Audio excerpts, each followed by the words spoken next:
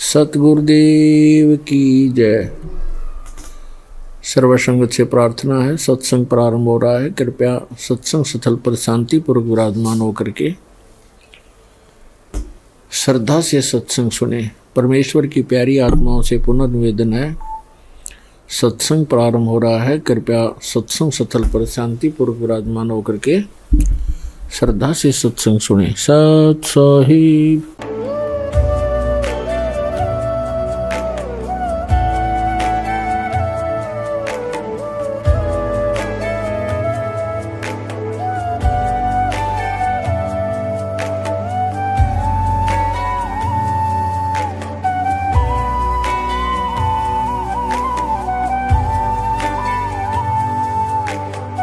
प्रभु राम देव भगवान अल्लाह खुदा ईश आदि नाम एक ही शक्ति के हैं। वो कैसा है, कहां है, कैसे मिलता है, किसने देखा है? ये प्रश्नवाचक चिन्ह पूर्ण रूप से हटाने के लिए अवश्य सुनिए जगत गुरु तत्वदर्शी संत रामपाल जी महाराज के अमृत वचन, सर्व पवित्र धर्मों के पवित्र शास्त्रों के आधार पर। सतगुरुदेव की जय। बंदी छोड़ कबीर परमेश्वर जी की जय। बंदी छोड़ गरीबदास जी महाराज जी की जय। स्वामी रामदेवानंद जी गुरु महाराज जी की जय हो।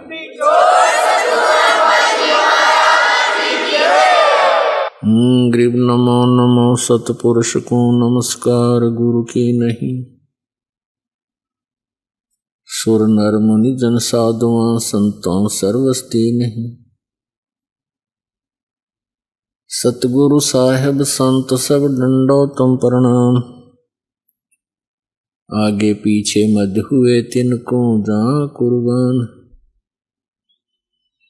नराकार निर्विषम काल जाल वैभंजनम निर्लेपम निज निर्गुणम अकल अनुपवेशोन्दनम। सोहम सुरति समापतम सकल समाना निर्तलय उज्ज्वल हिरंबर हरदमम बेपरवाह अथा है। वार पार नहीं मध्यतम गरीब जो सुमर सिद्ध होई। गणनायक गलता ना करो अनुग्रह सोई। पारस पद परवाना आदि गणेश मनाऊं। गणनायक देवन देवा चरण कमल लाऊं। आदंत करूं सेवा। परम शक्ति संगीतम रिद्धि सिद्धि दाता सोई। अवगत गुण अतीतम सत्य पुरुष निर्मोही। जगदम्बा जगदीशम मंगल रूप मुरारी। तन मन अर्पों शीसम भक्ति मुक्ति भंडारी। सुर नर मुनि जन ध्यावे ब्रह्मा विष्णु महेशा। शेष शेष मुख गावे पूजे आदि गणेशा। इंद्र कुबेर सरीखा वरुण धर्म राय ध्यावे। समर्थ जीवन जी का मन इच्छा फल पावे। 33 कोटि आधारा ध्यावे 88।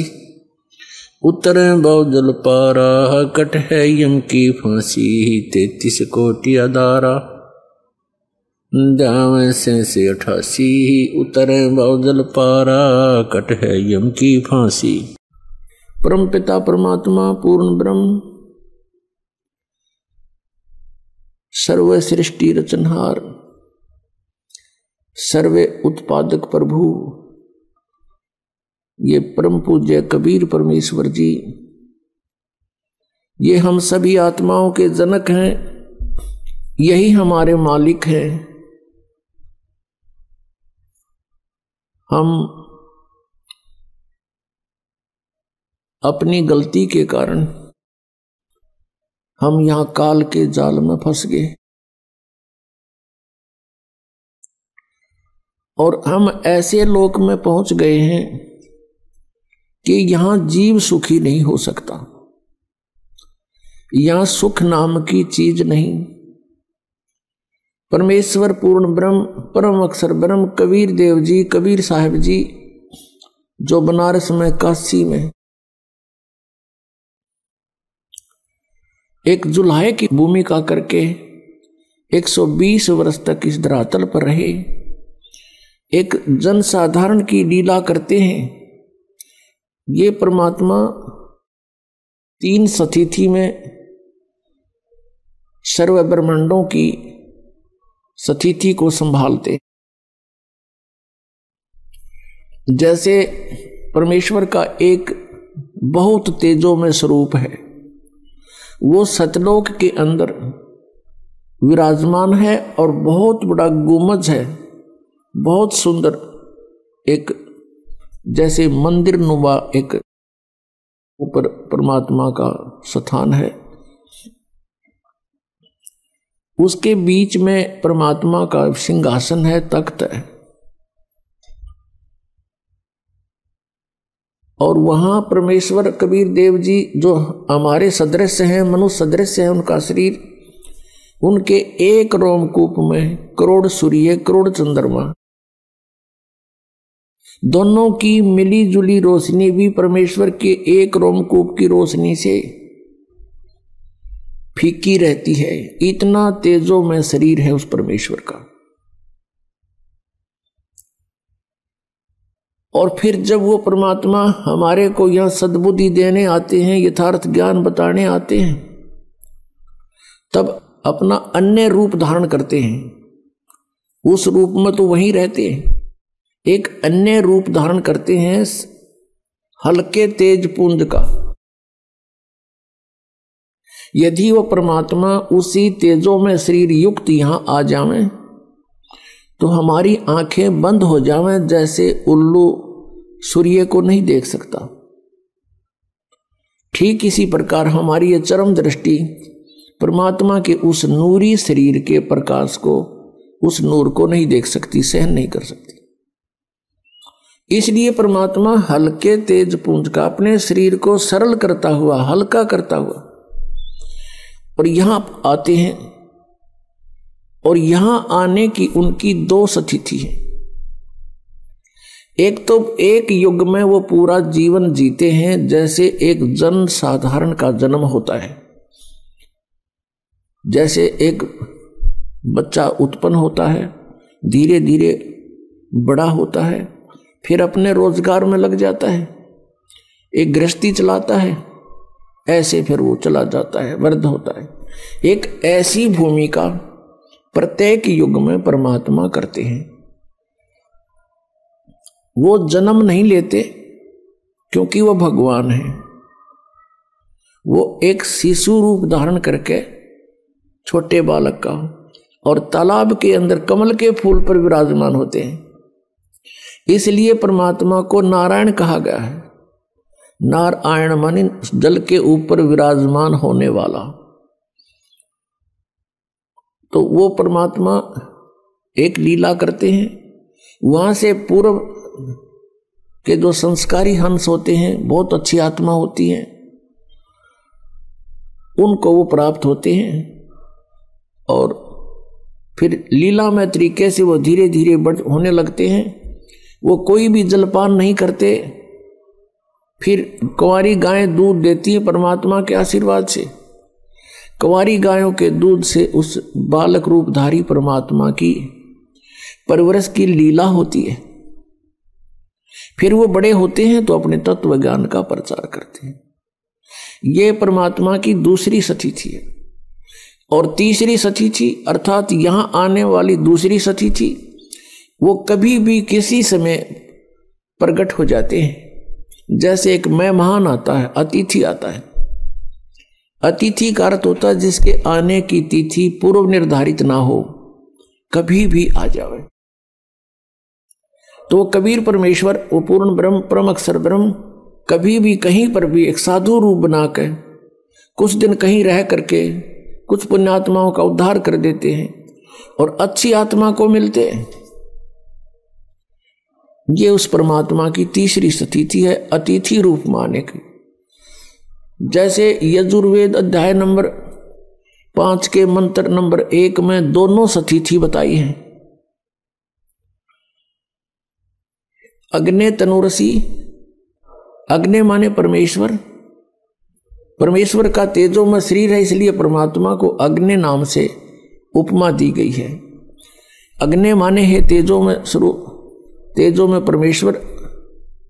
अग्नि तनुरसी है परमेश्वर, आपका शरीर है, आप सह शरीर हैं, आपका बहुत सुंदर शरीर है। विष्णुवे तवा सोमस्य तनुरसी, तवा माने उस परमेश्वर का, विष्णुवे माने सबका धारण पोषण करने के लिए, तवा माने उस, विष्णुवे माने सबका धारण पोषण करने के लिए। अमर पुरुष का, सोमस्य अमर पुरुष का शरीर है। विष्णुवे तवा सोमस्य तनुरसी, तनुअसी, तो उस परमात्मा का सबका धारण पोषण करने के लिए भी शरीर है।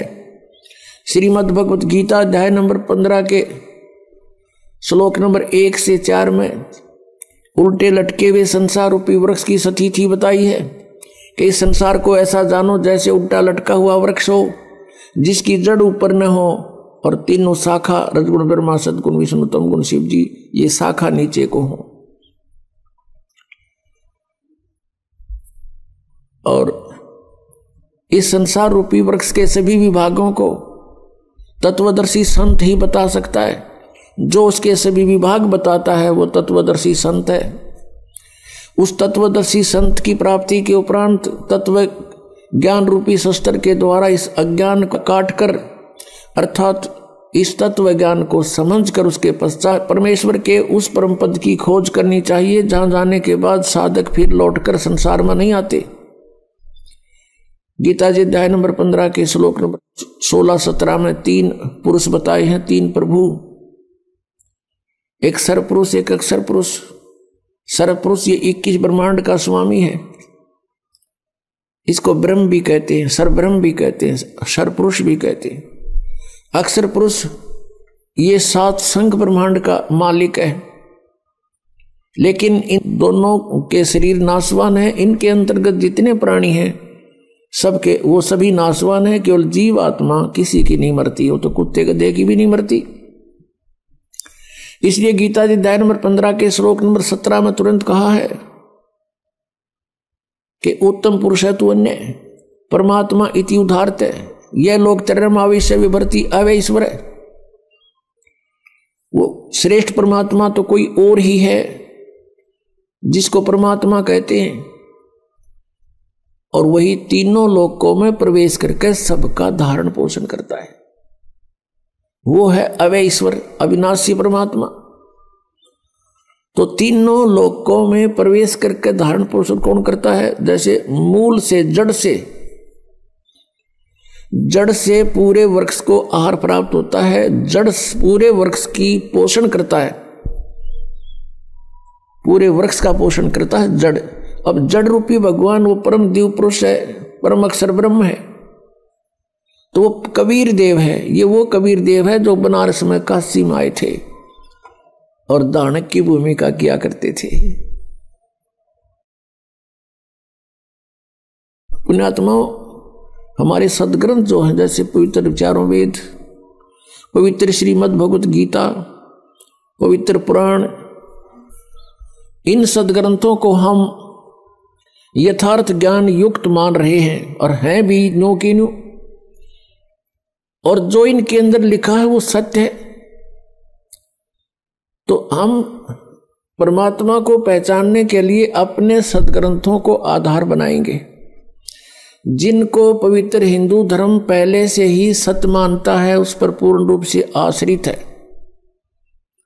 तो उन्हीं सदग्रंथों से हम भगवान पहचानेंगे। उनमें क्या लिखा है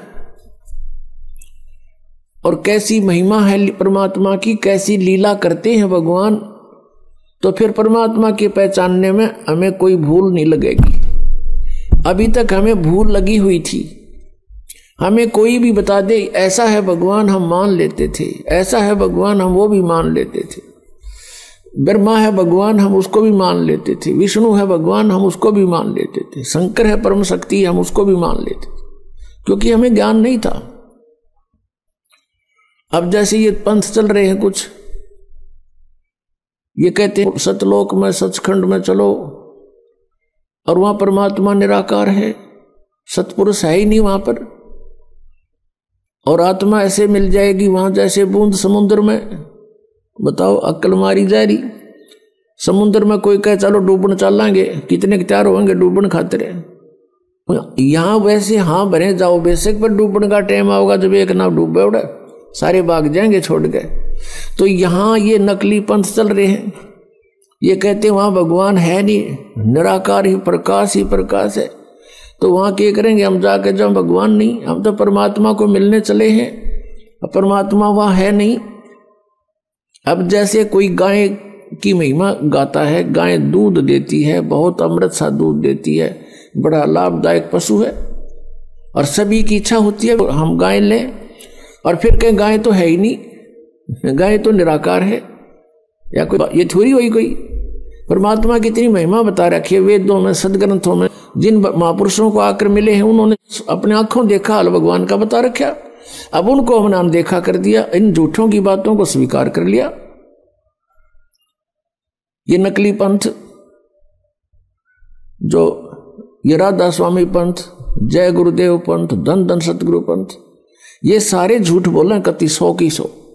इनमें किसी ने भगवान नहीं मिला, कख नहीं पता इनको। अगर परमात्मा मिला होता ये निराकार बताते। सदग्रंथ सत बतावे कि सह शरीर है, मनुष्य दृश्य है, आंखों देखा संत बताते हैं, दानक रूप रहा करतार, और हमरे ही निहार है, हमारा सृजनहार, हमारे जैसा हमारा भगवान, हमारा उत्पत्ति करता। तो पुण्यात्माओं, दास का उद्देश्य है कि पहले हम अपने जिन सदग्रंथों को सही मानते थे उन्हीं से परिचित हों, फिर दिखता को नहीं भगवान के पहचान की, और मोक्ष की कोई समस्या खत्म। क्योंकि इतना सिंपल मार्ग है, इस जैसा मार्ग नहीं। इन काल के दूतों ने काल प्रेरणा से अपनी प्रभुता दिखाने के लिए हठ योग शुरू कर दिए, सिद्धियां प्राप्ति करने के लिए खड़े होकर तप, उल्टा होकर के तप, और नरे अनुष्ठान करने लगे सुहा करके। ये तो नाशकरण की विधि ढूंढा करते थे। एक दूसरे पर प्रभु पाकने के लिए किसी ने एक सिद्धि प्राप्त कर ली तो दूसरा ने सोचा 3 करूं मैं, और तब इससे मैं सुपरियत कहलाऊं जनता में। परमात्मा कहते हैं इस हमारे नाम में 24 सिद्धि आ जाएंगी तुम्हारे को, लेकिन इन सिद्धियों का प्रयोग ना कर लेना, ये विष का काम करेंगी। अपने आप पड़ी रहें, क्योंकि सिद्धियां हमारा सहयोग देंगी, और हम इसको प्रयोग करने लगे तो फिर हानि कर देंगे हमारे को। तो इसलिए ये सिद्धियों का प्रयोग करते थे। जैसे एक सिद्धि सब सागर पीवे, एक अगस्त ऋषि थे, परमात्मा पाने के लिए घर त्याग कर जंगल में साधनाएं शुरू कर दी। अब इनकी बहुत लंबी चौड़ी कहानियां हैं। बचपन जंगल में निकल गया, 30-40 वर्ष का हो गया, फिर भ्रमण शुरू कर दी। यानी पहले बैटरी चार्ज करता था, 1 वर्ष में 6 महीने तपस्या साधना करता था, 6 महीने भ्रमण करता था गांव गांव नगर नगर में जाके। तो उसकी महिमा होगी। एक राजा की संतान नहीं थी,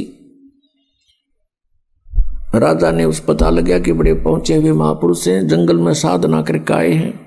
तो राजा ने प्रार्थना करके अपने पास हफ्ते 10 दिन रखे, सेवा की। फिर प्रार्थना की कि हमारे संतान नहीं है।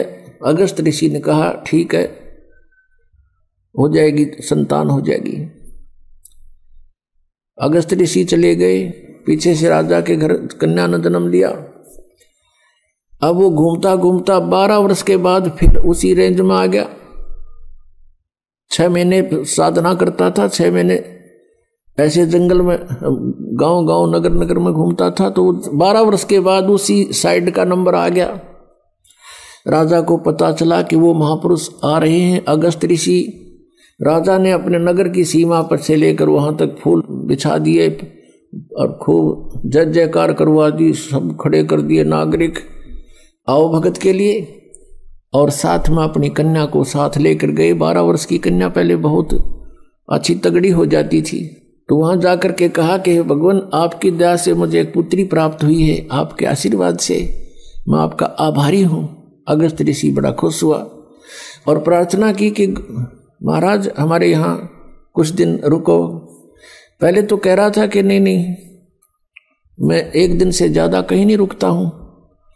फिर उसने कहा, जाकर जब बताया कि ऐसे ऐसे आपकी कृपा से मैं पुत्री प्राप्त हुई, हम चाहते हैं आपकी कुछ सेवा करें और हमारा मन खुश होगा, तो उसने 2 दिन की हाँ भर ली और राजा ने अपनी कन्या की सेवा की करा दी। बेटा तू इनकी दी हुई है और सेवा करो महाराज की। अब धीरे धीरे वो महाराज जी 7 दिन डटा, फिर कहने लगा कि मैं तुझसे कुछ मांगना चाहता हूं। राजा से कहा अगस्त ऋषि ने। अब राजा ने कहा, जी हम क्या दे सकते हैं आपको, सब कुछ आपका ही है, मांगने की आवश्यकता नहीं, आप आदेश करो कि ये कन्या मुझे दे दो मेरी सेवा के लिए। अब राजा को पता था, नाट गया तो पता नहीं कि बद्दुआ दे दे, कति नाश हो जाए मेरा। अपना छाती पर पत्थर धर के कि जवाब किया गया। हमले का लड़की न जाता रहा, कर ले साधना इनकी। फिर उसको क्या हुआ, तपस्याएं करके उसने एक सिद्धि प्राप्त कर ली। आजीवन सारे जीवन में एक सिद्धि सब सागर पीवे, एक सिद्धि जो बोजुग जीवे, एक सिद्धि जल पैर न लाई, एक सिद्धि आकाश से उड़ जाई। अपने आत्मा अगस्त ऋषि ने 7 समुद्रों को एक ही घूंट में पी लिया। अब फिर प्रार्थना की उससे अन्य ऋषियों ने, देवताओं ने कि भगवान यहाँ तो सब आओ भाव बिगड़ जाएगी, एटमॉस्फेयर चेंज हो जाएगा और आप दया करो, हमारे ऊपर रहम करो। रहम कर दिया, उल्टा ही कुरला कर दिया, 7 समुद्र भर गए। अपने आत्माओं आज हम अध्यात्म ज्ञानहीन हो लिए कति। इन नकली ऋषि संतों महंतों के कारण इन कहेगा पता नहीं, हमें नास्तिक का दूसरा रूप बना दिया कि भगवान ऐसा नहीं कर सकता, ये सब झूठ बोलने की बातें हैं। नहीं, अध्यात्म के अंदर बहुत बड़ी प्रबल शक्ति है, ऐसा बिल्कुल संभव है। लेकिन ये हमने चाहिए नहीं थी, इनकी आवश्यकता नहीं थी, अज्ञानता के कारण ये किया। क्या कहते हैं परमात्मा, कहते हैं कि डंब कर डूंगर चढ़े, लोग दिखावा करते हैं। ये तपस्या करने वाले ऊंचे से स्थान पर बैठेंगे जहां से दूर तो दिखे सब न महात्मा, वो बैठा और फिर आंख मीच कर बैठा रहे, फिर उसकी सेवा शुरू हो जा, लोग आन जान लग जा, उसकी महिमा हो जाए। वह महिमा की भूख है। परमात्मा कहते हैं कि डंब कर डूंगर चढ़े, डूंगर माने ऊंचे टीले पे, पहाड़ पे, पहाड़ पे, अंतर झीनी झूल, जग जाने बंदगी करेंगे वो सूल बबूल। आम जनता ने सोचा बड़ा महात्मा भाई कमाल कर रहा, घर छोड़ कर देख परमात्मा के लिए कितना संघर्ष कर रहा है। तो कहते हैं ये तो वो है सूल बबूल, यू तक काटे वो अपने आने वाले जीवन में, इसकी साधना ठीक नहीं। अब 1-2 भक्त थे, घर से चल पड़े परमात्मा पाने के लिए। उनको एक महात्मा मिल गए जिसका बहुत बोलबाला था, बड़े सिद्ध पुरुष कहां थे। दोनों ने वहां दीक्षा ले ली, घर त्याग कर चले गए, सन्यासी हो गए। कई वर्ष तक वो महात्मा के साथ रहे, गुरुजी के साथ आश्रम में। अब गुरुजी की मृत्यु के बाद वो दोनों निकल गए वहां से और अलग अलग दिशा में सिद्धि प्राप्ति के लिए चल पड़े, क्योंकि वो सिद्धि ही सिखाता था। जो उनमें से एक था उसको परमेश्वर कबीर देव जी का सत्संग मिल गया। जैसे आप जी को अभी बताया कि परमात्मा 3 स्थिति में अपने संसार के सभी कार्यों को संभालते हैं। एक में तो पूर्ण रूप ऊपर बैठे हैं, सब ब्रह्मांडों का कंट्रोल करते हैं। अन्य रूप जैसे प्रत्येक युग में एक जीवन ऐसा करके जाते हैं, बच्चे के रूप में प्रकट होते हैं, जन्म नहीं लेते, वो सह शरीर आते हैं, सह शरीर चली जाते हैं। 120 वर्ष रहे थे कलयुग में और सब अपना ज्ञान प्रचार करके अपनी अमृत वाणी लिपिबद्ध करवा के अपना ज्ञान सारा सुख संवेद दे करके चले गए थे, सहश्रीर गए थे। और दूसरी स्थिति वो कहीं भी आकर प्रकट हो जाते हैं, जैसे आदरणीय धर्मदास साहिब जी को मिले, आदरणीय नानक साहिब जी को बेई नदी पर मिले थे, अन्य को दिखाई दे नहीं रहे थे, ओनली नानक साहिब जी को दिखाई दे रहे थे। और जो ही नानक साहिब जी ने बेई नदी में डुबकी लगाई स्नान करने के लिए, वहीं से उनको अंतर ध्यान कर लिया। जनता ने सोचा डूब गए, सब जाल जूट डाले, दूर दूर तक खोज की, कुछ नहीं मिला। सतलोक में ले गए, फिर वापस छोड़े, तीसरे दिन वहीं खड़े मिले। तो ऐसे परमात्मा इन पुण्यात्माओं को मिलते हैं, फिर वो अपनी ऐसे आकर के वो परमात्मा कुछ लीला करते हैं। इसी प्रकार वो कहीं प्रकट होकर के कुछ दिन कुछ क्षेत्र में रह जाते हैं, कोई उनका गांव नाम पूछते हैं तो वो गोल मोल कर जाते हैं, संतों के गांव नहीं पूछा करते, तो जनता भी नहीं ज़्यादा खोजबीन करा करती, ना कोई मीडिया ऐसे कोई साधन थे। जैसे आजकल टेलीफोन है, नाम बता दे जब बगाम वहाँ पूछ लें करके भाई यहाँ का कोई आदमी है, तो उस समय ऐसा नहीं था। तो परमात्मा ऐसे रहते हैं, किसी एक क्षेत्र में कुछ दिन रह गए, फिर अचानक चले गए। साधु रहते थे, अचानक चले गए, वापस नहीं आए, ये वो परमात्मा की लीला थी। तो कबीर परमेश्वर जी ऐसे रह रहे थे वहाँ। वो उन दोनों गुरु भाई जो थे उस सिद्ध के, उनमें से एक को उस परमात्मा कबीर देव जी का टच हो गया, सत्संग हो गया, मिल गया उसको। कई दिन लगातार सत्संग सुना, उसका तो जीवन बदल गया। जिन सिद्धियों को वो प्राप्त करने की चेष्टा कर रहा था वो खत्म हुई, परमात्मा पाने की उमंग उठी, सत साधना शुरू कर दी। अब कुछ दिनों के बाद परमात्मा ने लीला की। संत ने उसे कहा, बेटा अब तू आगे उपदेश दिया करिए, और तुझे आदेश दे दिया मैंने। उधर से परमात्मा घूमने के लिए बहाना करके निकल गए जंगल में, वन में, वापस नहीं आए। खोजबीन की, देखा कोई व्यक्ति किसी हिंसक पशुओं ने खा रखा है, ऐसा स्थिति कर दी। उन चेलों ने सोचा गुरुजी को तो किसी ने खा लिया, उनका अंतिम संस्कार कर दिया, जबकि वो परमात्मा थे, वो तो चले गए थे। अब 12 वर्ष के बाद कहीं पर समागम था कोई, जैसे कई प्रकार के संत इकट्ठे हो जाते हैं, जैसे मेला होता है कुंभ का, वहां पर वो कबीर परमेश्वर का अनुयायी भी चला गया। उधर से उसका पहले वाले गुरु का चेला, वो सिद्ध जो सिद्धि प्राप्ति के लिए निकला था, वो भी आ गया। 12 वर्ष के बाद दोनों मिले, गले से मिले, बड़ी खुशी हुई। और फिर दरिया के किनारे बैठे थे, चर्चा चली कि बोलो भाई क्या उपलब्धि हुई 12 वर्ष के बाद। अब जो परमात्मा कबीर से परिचित हो गया था, उसने कहा भी मुझे तो सब कुछ मिल गया। अब वो जो सिद्ध पुरुष सिद्धि ही करने की चेष्टा में था, उसने पूछा कोई सिद्धि बता, क्या प्राप्त हुई तुझे। अब वो कबीर पंथी ने कहा कि भाई सिद्धियां की हमें जरूरत को नहीं, हमें परमात्मा मिल गए, परमात्मा पाना था हमने इन सिद्धियों से। ये तो खिलौने हैं, बच्चे खेलते हैं इनके साथ। तो वो कहता है सिद्ध जो उसका गुरु भाई था, सिद्ध पुरुष का चेला, अब भी सिद्धि वाली डले हो रहा था। उसने कहा तू अच्छा आदमी है, अरे सिद्धि मैं बताऊं मुझे क्या उपलब्धि हुई, अभी दिखाता हूं आपको। दरिया के ऊपर के ऐसे चल पड़ा जैसे थल पर चलते हैं, और परले पार चला गया, वापस फिर आ गया। देखा मैंने ये सिद्धि प्राप्त कर ली। अब उसने माथे बात मारा कबीर पंथी ने बोला 12 वर्ष में तने 2 अन्य की कमाई करी। एक अन्य में ये नौका वाला परली साइड में छोड़ देता है, एक अन्य में उल्टा ले आता है। सारे 12 वर्ष में तने 2 अन्य की कमाई करी। ये टट्टू साधना प्राप्त हुई, क्या उपलब्धि हुई तेरी। इस बात से वो बड़ा प्रभावित हुआ, फिर बैठ गया उसके पास। अक्सर सचमुच यूं के डले डोए बने, ये तो नौकाले में बैठ के कोई चला जा ढाई अन्य में मजदूरी कर ले, इसका अच्छा किता।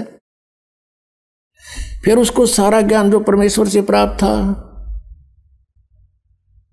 अब उस भगत ने नूना बेरा था, वो भगवान थे, वो तो गुरु एक संत मानते। वो सारा ज्ञान जो परमात्मा से प्राप्त हुआ था अपने गुरु भाई को सुनाया, बड़ा प्रभावित हुआ। अपने आत्मा जिसने भगवान पाना है वो बकवाद नहीं करा करते, वो तुरंत समर्पित हो जाते हैं। उसके प्रेरणा जबरदस्त जागी कि अब मेरा कल्याण क्यों कर होगा, मंदिर डला डोलिए, सारा जीवन खो दिया, कुछ कृपा करो, मेरा भी उद्धार करवा दो, महापुरुष से मुझे नाम दिला दो। अब फिर वो भगत रोने लग गया जो कबीर पंथी था। तब वो सिद्ध जो था, सिद्ध, वो कहने लगा आप क्यों रो रहे हो? कहने लगा वो कबीर पंथी कहता मैं इसलिए रो रहा हूं कि आपका कल्याण संभव नहीं। भैया ऐसी क्या बात होगी, मेरा कल्याण संभव क्यों नहीं? अब वो कबीर पंथी कहता है कि भाई बात सुन, तू और मैं एक गुरु के चेले थे, एक गुरु के शिष्य थे, तू सीनियर था मैं जूनियर था, वहां सिद्ध के वहां कहा ऐसा ही है। तो भाई वो गुरुदेव तो शरीर छोड़ गए मेरे वाले, जिनसे मुझे ये मार्ग मिला, अब तेरा कल्याण नहीं हो सकता। तो उसने कहा भाई देखो गुरुजी चलो शरीर तो छोड़ गए होंगे, पर किसी को आदेश दे गए होंगे, मुझसे ले लूंगा नाम। तो कबीर पंथी कहता है कि भाई उससे नाम तू ले नहीं सकता, क्योंकि गुरु को परमात्मा तुल्य मानना पड़ता है और तू उसको गुरु भी नहीं स्वीकार कर सकता। अब वो सिद्ध पुरुष कहता है कि बात सुन भाई, मैं निकला हूं भगवान पाने के लिए और मुझे आप किसी से दिला दो ये नाम, मैं उसको सिर पर रखूंगा, मुझे परमात्मा चाहिए। तब उसने बताया, किसने? कबीर पंथी ने, कि इस दास को आदेश देंगे वह, और आप मुझे, क्योंकि आप मेरे से सीनियर थे वहां पर आश्रम में, या जिन जूनियर सीनियर की आग सारा लाग रही है, या भी एक बेड़ी है इस काल की, तो भगत तो एक सतर में होने चाहिए, ऊंच नीच ना हो, पहला पीछा कुछ नहीं होता। एक पिता की संतान है, एक बड़ा बेटा है, एक 15 साल छोटा है, तो सह तो एक के पिता के, सह तो भाई हुए, बहन भाई है, तो ऐसे हो आप। तो उसने कहा कि आप मेरे से नाम ले भी लोगे तो आपका भाव बने नहीं मेरे अंदर, क्योंकि आप मेरे से सीनियर थे। चरण पकड़ दिए, इन्होंने बोला अरे इससे बढ़िया बात है और कहाँ होगी, मेरा खुद जो ना गुरु भाई, मेरा गुरु, आज से मैं आपका दास, आप मेरे भगवान, मैंने नाम दो। तो नाम दे दिया, दीक्षा दी, और दोनों का अपना उन्होंने खूब जैसी साधना की, खूब बढ़िया कल्याण मार्ग पर चले। अब क्या बताते हैं परमात्मा, शब्द महल में सिद्ध 24 हंस बिछोड़े बिसवे 20। अब जिनके पास सिद्धि हो जाती है वो प्रभु पाक जाते हैं, सैकड़ों आदमी प्रशंसक हो जाते हैं, उस महाराज ने यूं कर दिया, उस महाराज ने यूं कर दिया, उसका नाश कर दिया, वहां बैठे ने आग लगा दी, यही से काम कराया करते। अब क्या बताते हैं, शब्द महल में सिद्ध 24 हंस बिछोड़े बिसवे 20। अब प्रभु पाक गया, लाखों लोग, हजारों लोग प्रशंसक हो गए, वो फिर भगवान बन जाता है। तो वो भगवान बन गया तो भगवान तो एक कह रहेगा, दूसरा बन ही नहीं सकता, तो परमात्मा दूर हो जाता है। कहते हैं ये सिद्धियां जो आपके अंदर मान बढ़ाई पैदा कर देती हैं, भगवान से दूर कर देती है, हंस को बिछोड़ देती, बिछुड़ जाता भगवान से, दूर चला जाता। शब्द महल में सिद्ध 24 हंस बिछोड़े बिसवे 20। बिसवे 20 माने कति पक्कम पक्का, 100% जीव का नाश करती है, भगवान से दूर कर देती है। ये सिद्धियां की जो 14 है। एक सिद्धि सुर देव मिलावे, एक सिद्धि मन व्यक्ति बतावे, एक सिद्धि हो पौन स्वरूपी, एक सिद्धि होवे अनुरूपी, एक सिद्धि निस्वा सर जागे, एक सिद्धि सेवक हो आगे, एक सिद्धि सुरगापुर ध्यावे, एक सिद्धि सब घट छावे, एक सिद्धि सब सागर पीवे, एक सिद्धि जो बहुजुग जीवे, एक सिद्धि जो उड़े आकाशा, एक सिद्धि परलोक के बासा, एक सिद्धि कष्ट तन जारा, एक सिद्धि तन हंस निहारा, एक सिद्धि जल डूब न ला जाई, एक सिद्धि जल पैर न लाई, एक सिद्धि बहु चोले धारे, एक सिद्धि नीतत विचार, एक सिद्धि पांचों तत् नीरम, एक सिद्धि हो बजर शरीरम, एक सिद्धि पीवे नहीं खाई, एक सिद्धि जो गुप्त छुपाई, एक सिद्धि ब्रह्मांड चलावे, एक सिद्धि सब नाद मिलावे, एता खेल खिलारी खेले, सो हम हंसा प्रगट बेले, 24 को ना मन चावे, सो हंसा शब्द अतीत कहावे, प्रसिद्धि पूर्ण पटरानी, सतलोक की कहूँ निशानी, सतलोक सुख सागर पाया, सतगुरु भेद कबीर लखाया, परमहंस देखो परवाना, जन कहता दास गरीब दीवाना। अब क्या बताया है कि एक सिद्धि मन वृत्ति बतावे कि मन के अंदर आपने के सोच रखा है, तो हम कहते हैं ये सिद्धियां हमें इनकी आवश्यकता नहीं। एक सिद्धि निस्वासर जागे, एक सिद्धि सेवक हो आगे, एक सिद्धि दिन रात जागने की प्राप्त हो जाती है। और हम भक्ति अध्यात्म ज्ञान से इतने दूर हैं, अध्यात्म ज्ञानहीन हैं हम जरा से भी किसी संत या भक्त में ऊट पटांग सा देख लेते हैं, हम उसके साथ चिपक जाते हैं, प्रभावित हो जाते हैं। एक गांव है खेड़ी दमकन, गोहाना के पास, दास के वहां मामा जी हैं। तो वहां देखा, वहां कथा सुनी उनकी कि एक डेरा बना हुआ गीसा पंथियों का।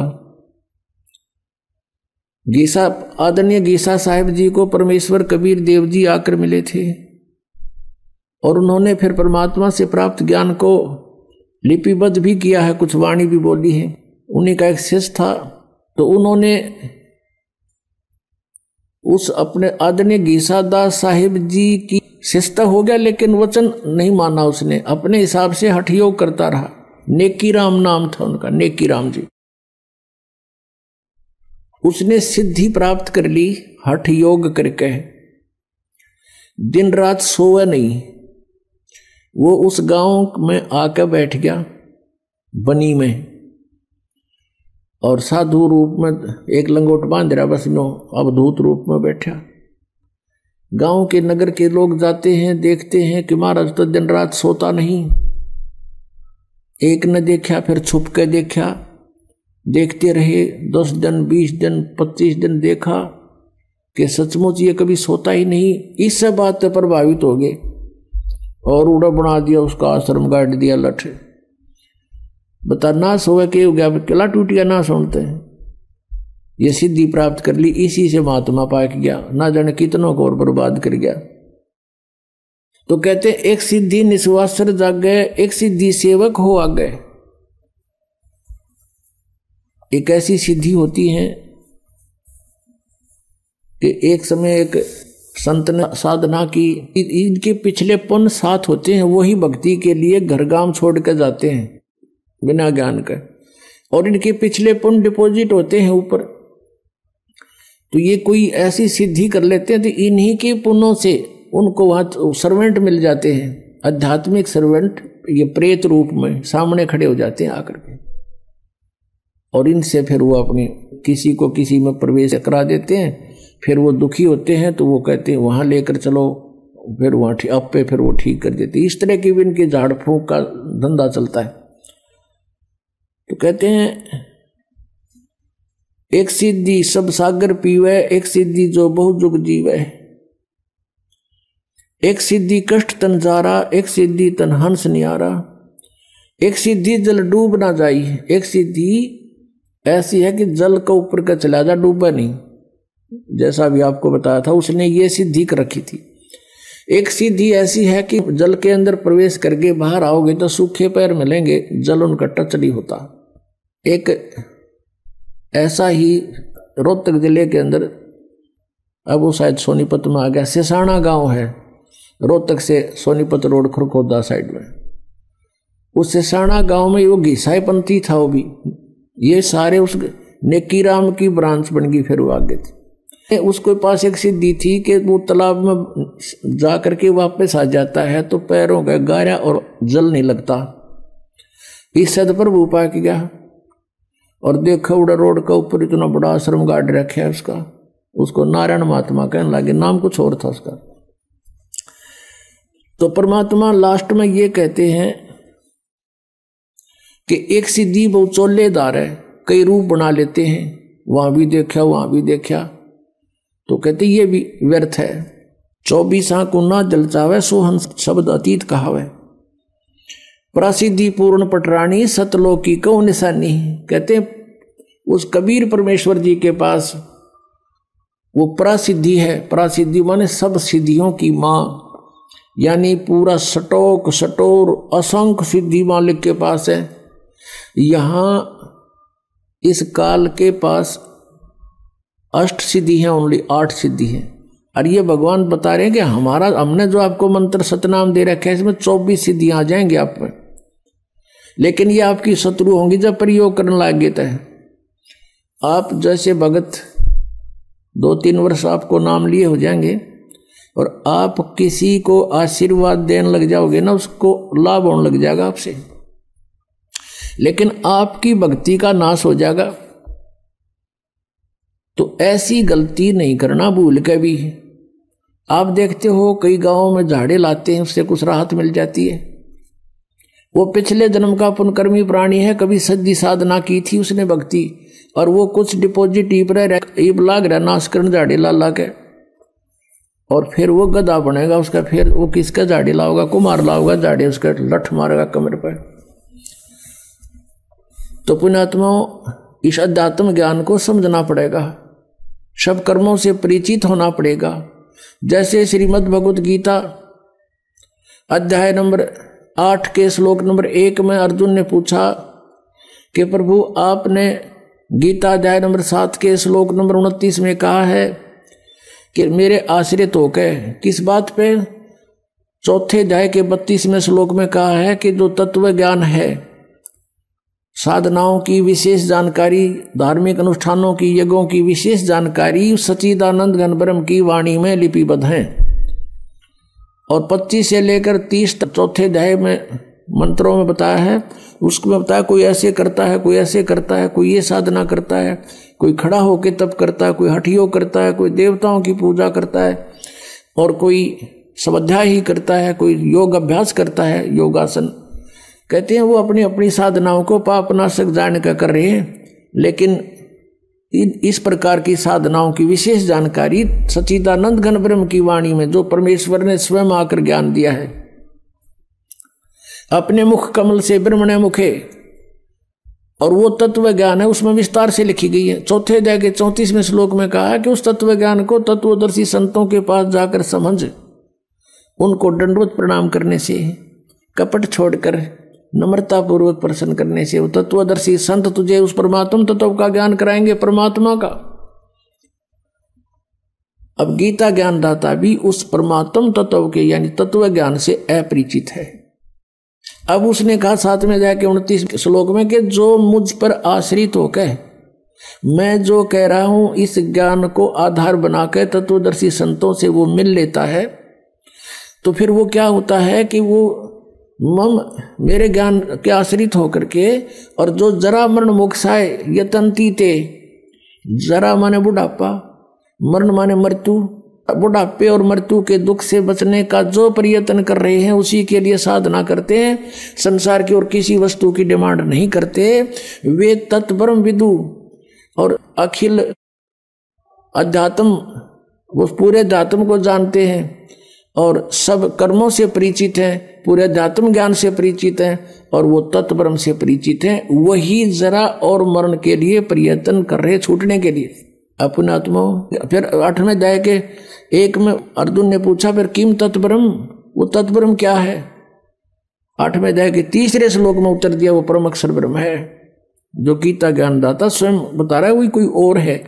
फिर 8वें अध्याय के 5 और 7 मंत्र में गीता ज्ञानदाता कहता मेरी भक्ति करनी है, मुझे ही प्राप्त होगा, युद्ध भी करना पड़ेगा, यहां शांति नहीं हो सकती।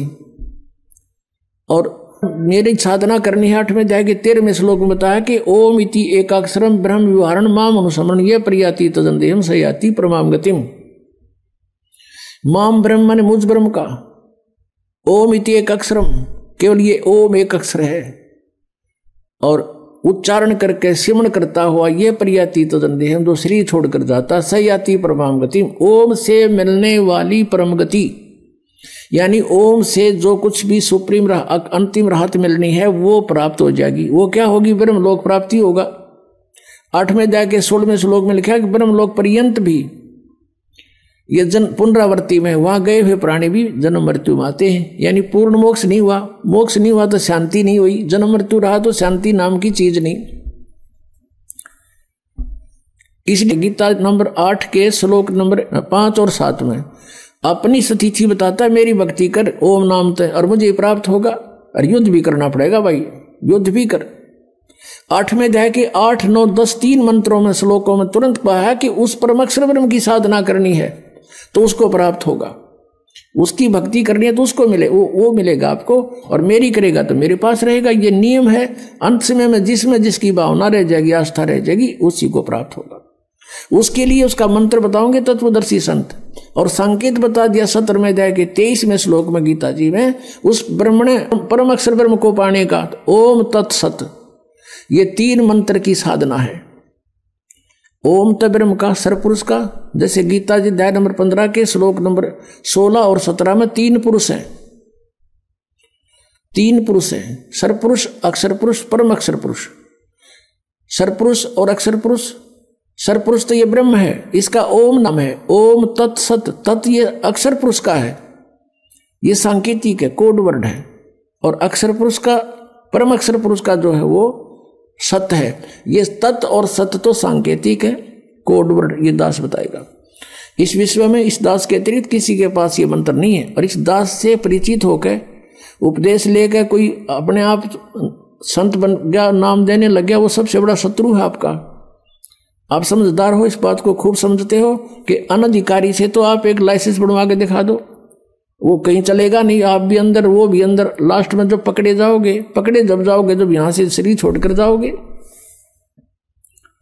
तो कोई भी आज इस दास के अतिरिक्त परमात्मा ने किसी के ऊपर ये मेहर नहीं की। हाँ, पहले महापुरुष मिले थे जिनको, उनको भी ये शरीर सभी नाम दिए थे, उनका कल्याण हुआ, लेकिन उनको मना कर दिया था कि अभी इस मंत्र का को डिस्क्लोज ना करना। धर्मदास तो लाख दुहाई, ये सार नाम कितबार ना जाई, सार नाम बार जो पढ़ी, ये बिचली पीढ़ी हंस नहीं तरही। अब ये बिचली पीढ़ी आ गई पुण्यात्मा, जहां आपका जन्म है। प्रथम पीढ़ी में परमात्मा स्वयं आए थे, प्रथम चरण में कलयुग के। अब ये बीच की पीढ़ी है, लास्ट की पीढ़ी नास्तिक हो जाएगी बिल्कुल, जो अब पार हो गए सो हो गए। ये हजारों वर्ष चलेगा, ऐसी बात नहीं है। परमात्मा का ये मार्ग एक पूरे विश्व में बहुत शांति होगी। हाहाकार या माया की दौड़ लग रही है, यह खत्म हो जाएगी।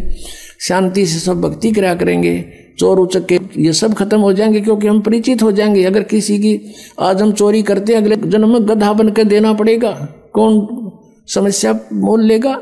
अनजान बच्चे जिनको ज्ञान नहीं, वही बिजली के नंगे तार को छूते हैं।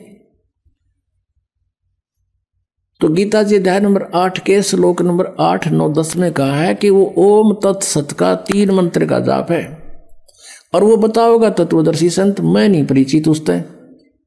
उसकी भक्ति करनी है तो उसी को प्राप्त होगा, उसके लिए तत्वदर्शी संतों ने खोज ले, फिर वो जैसे बताए तू ऐसे कर ले। अब वो ना अर्जुन ने मेरा ना वो बतावे, तो अर्जुन ने आखिर में हार मान ली कि भगवान मैं आपकी जैसे कहोगे न्यू कर लूंगा, कर लेगा ठीक से, तू वहीं का वहीं रहा।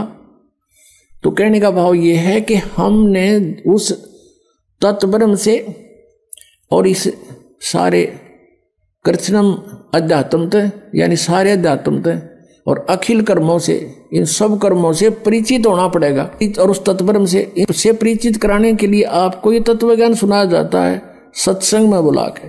अपने आत्मा सबसे पहले हमने भगवान को पहचानना है,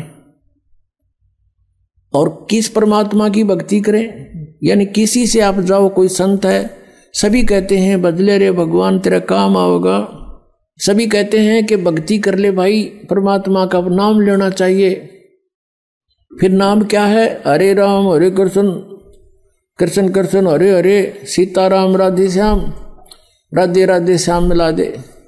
बताओ ये नाम दे। कहते गीता और भागवत पढ़े ना पूजे शब्द ठिकाने नू, गीता पढ़े और गीता में मंत्र के बता रखा केवल ओनली वन ओम। उस परम अक्षर ब्रह्म के पाने का 3 मंत्र का जाप है, उससे वो खुद परिचित नहीं।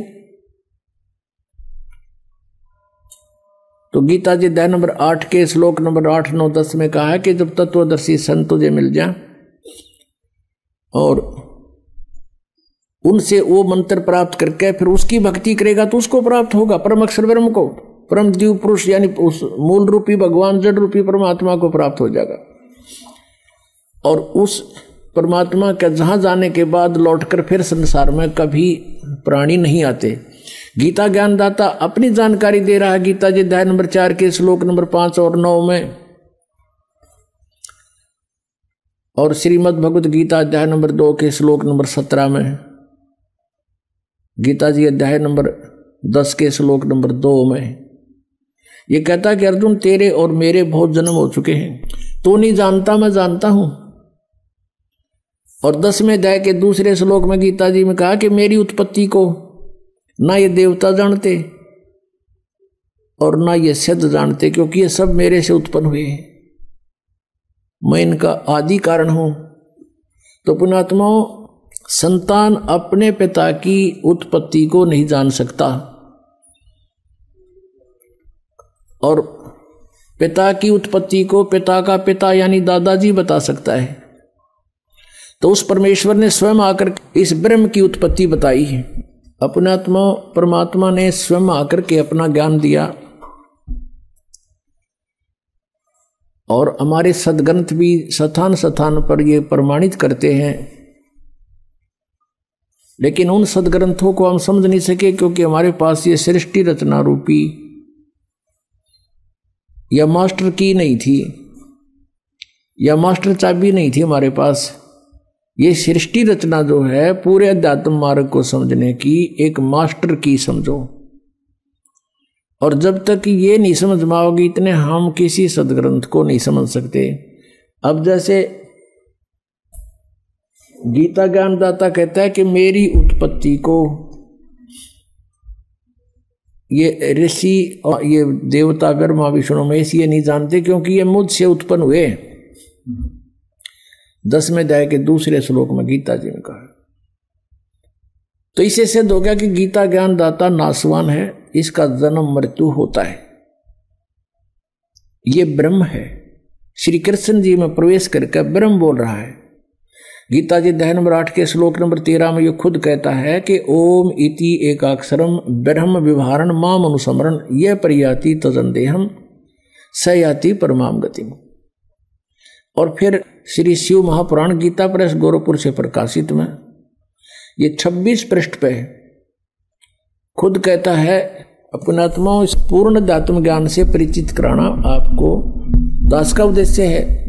और यही सदग्रंथ बताते हैं कि जब तक उससे पूर्ण परिचित नहीं होते तो तुम भक्ति पर नहीं लग सकते।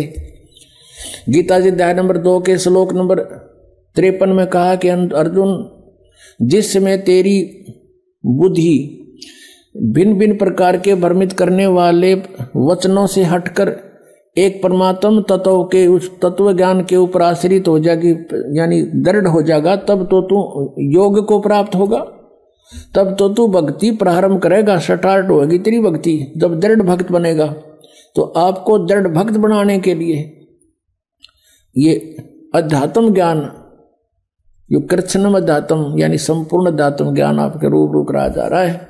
अब देखिए थोड़ा सा लिंक इससे संबंधित हो गया।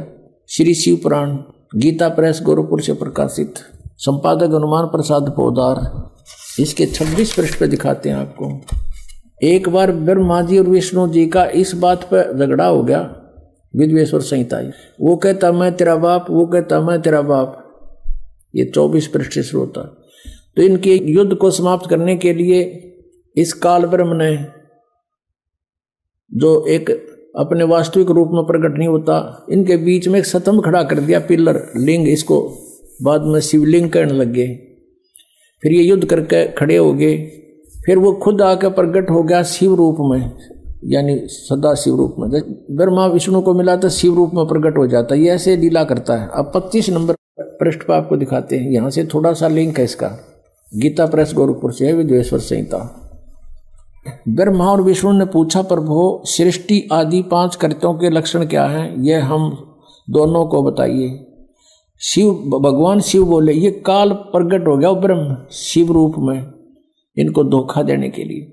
मेरे कर्तव्यों को समझना अत्यंत गहन है, तथापि मैं कृपा पूर्वक तुम्हें उनके विषय में बता रहा हूं, सुनो। आगे बताती हूं। ये 26 पृष्ठ है। ब्रह्मा और विष्णु को कहता है, ये काल ब्रह्म पुत्रों, तुम दोनों ने तपस्या करके प्रसन्न हुए मुझ परमेश्वर से। अब परमात्मा कहते हैं, ये ज्योत स्वरूपी का निरंजनमय ही करता भाई, ये अपने आप परमेश्वर कह रहा है यहाँ पर। मुझ परमेश्वर से सृष्टि और सतिथि नामक 2 कृत प्राप्त किए हैं, ये दोनों तुम्हें बहुत प्रिय है। इसी प्रकार मेरी विभूति रूप स्वरूप, यानी मेरे जैसी शकल के रुद्र और महेश्वर ने 2 अन्य उत्तम कृत संहार और तिरोभाव मुझसे प्राप्त किए हैं, परंतु अनुग्रह नामक अर्थ कोई दूसरा नहीं प्राप्त कर सकता। आगे देखो, ऐसे सिद्ध हो गया कि यहाँ ये पुराण का वक्ता जो है, पुराण जो बोलने वाला है, ये ब्रह्मा विष्णु से और रुद्र और महेश से न्यारा है। ये ब्रह्म है, ये काल है। यहाँ देखिए ये क्या कहता है, इसी पृष्ठ हम 26 पढ़ रहे हैं, संक्षिप्त शिव पुराण विद्वेश्वर संहिता।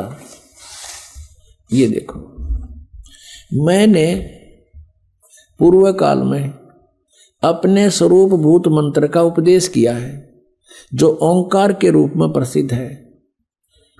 वह मंगलकारी मंत्र है। सबसे पहले मेरे मुख से ओंकार यानी ओम प्रकट हुआ, जो मेरे रूप का बोध कराने वाला है। ओंकार वाचक है, मैं वाच्य हूं। यह मंत्र मेरा स्वरूप ही है। प्रतिदिन ओंकार का निरंतर स्मरण करने से मेरा ही स्मरण होता है। मेरे उत्तरवर्ती मुख से अकार का, पश्चिम मुख से उकार का, दक्षिण मुख से मकार का और पूर्ववर्ती मुख से बिंदु का तथा मध्यवर्ती मुख से नाद का प्राकट्य हुआ। ये 5 हैं। एक तो पश्चिम वाले मुक्त हैं, एक तो उत्तर वाले मुक्त हैं, एक पश्चिम वाले मुक्त हैं, 2, 3 और 4 और 5वां बिंदु।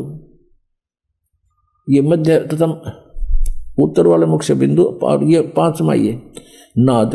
तो इस प्रकार ये 5 हो गए, एक उकार, मकार और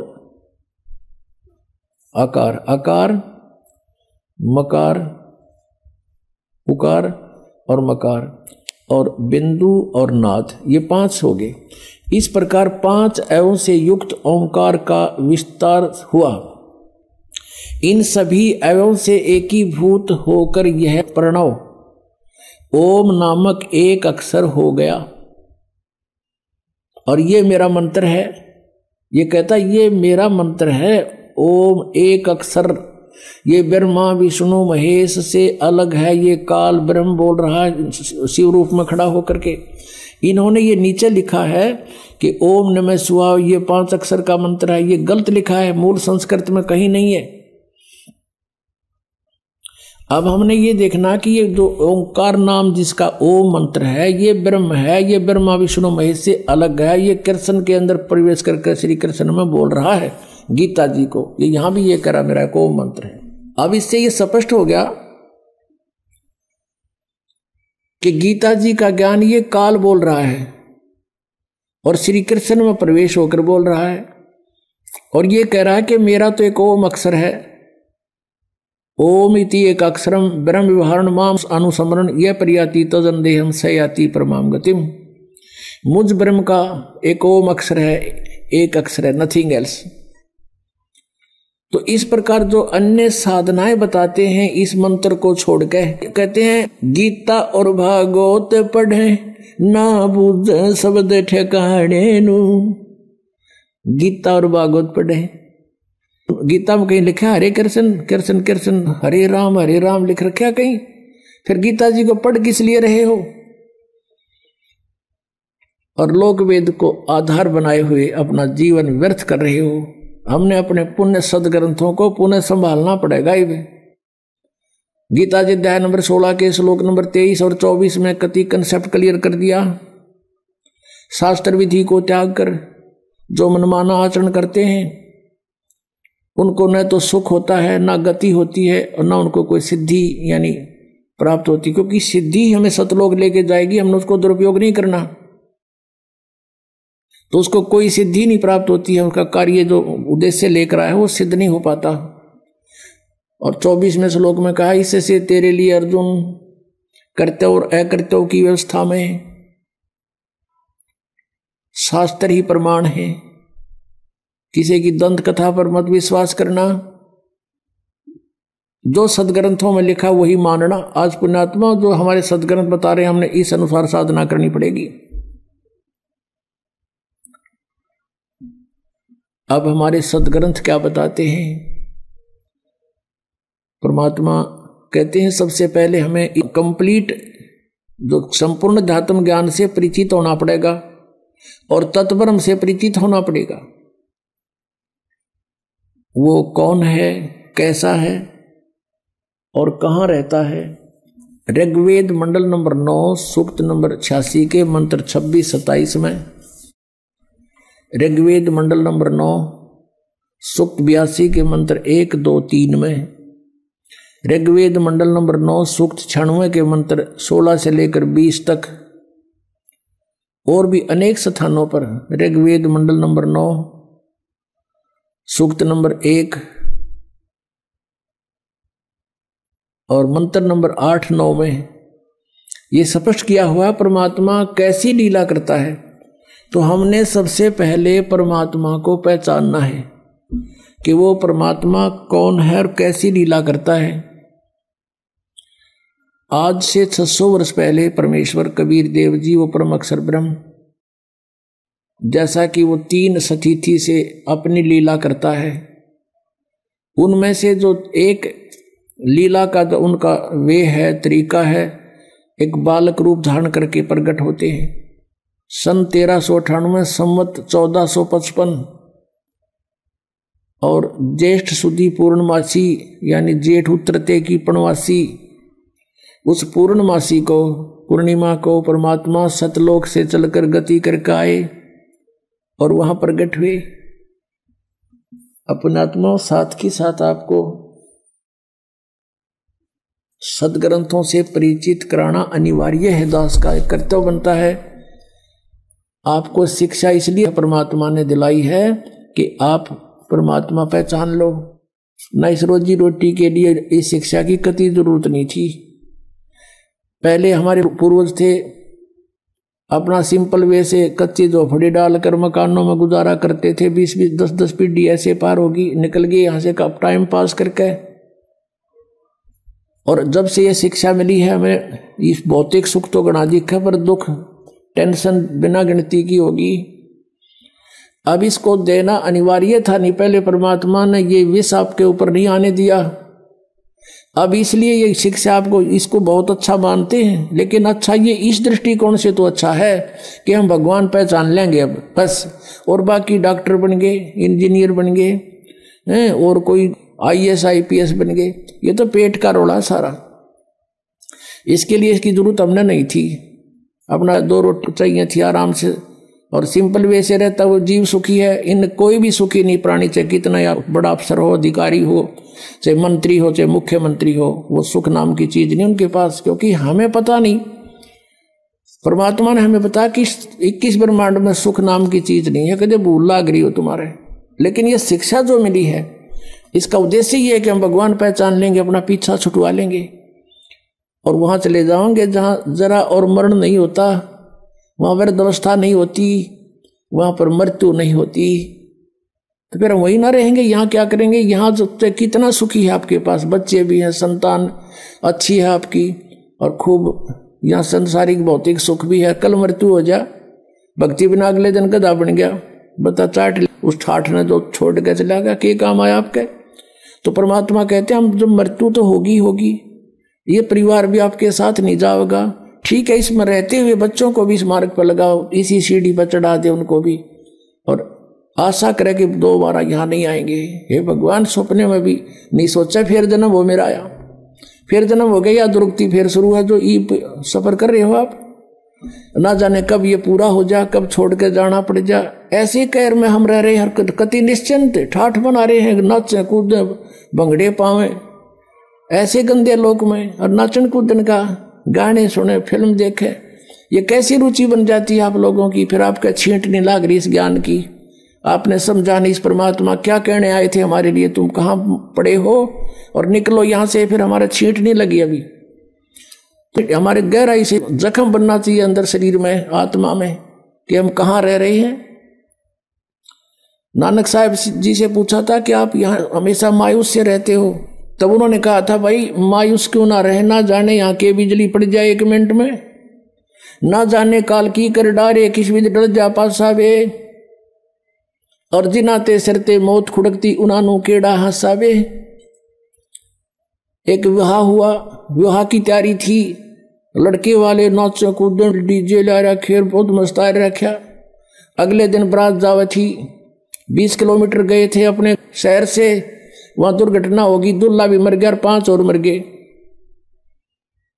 पहले दिन तक डीजे बाजे नाचे थे, अगले दिन समाचार पेपरों में उनकी रोते हुए बिलखते हुए की चित्र देख के आत्मा रो रही थी कि भगवान, हे परमात्मा, बड़ी आंख खोली आपने हमारी।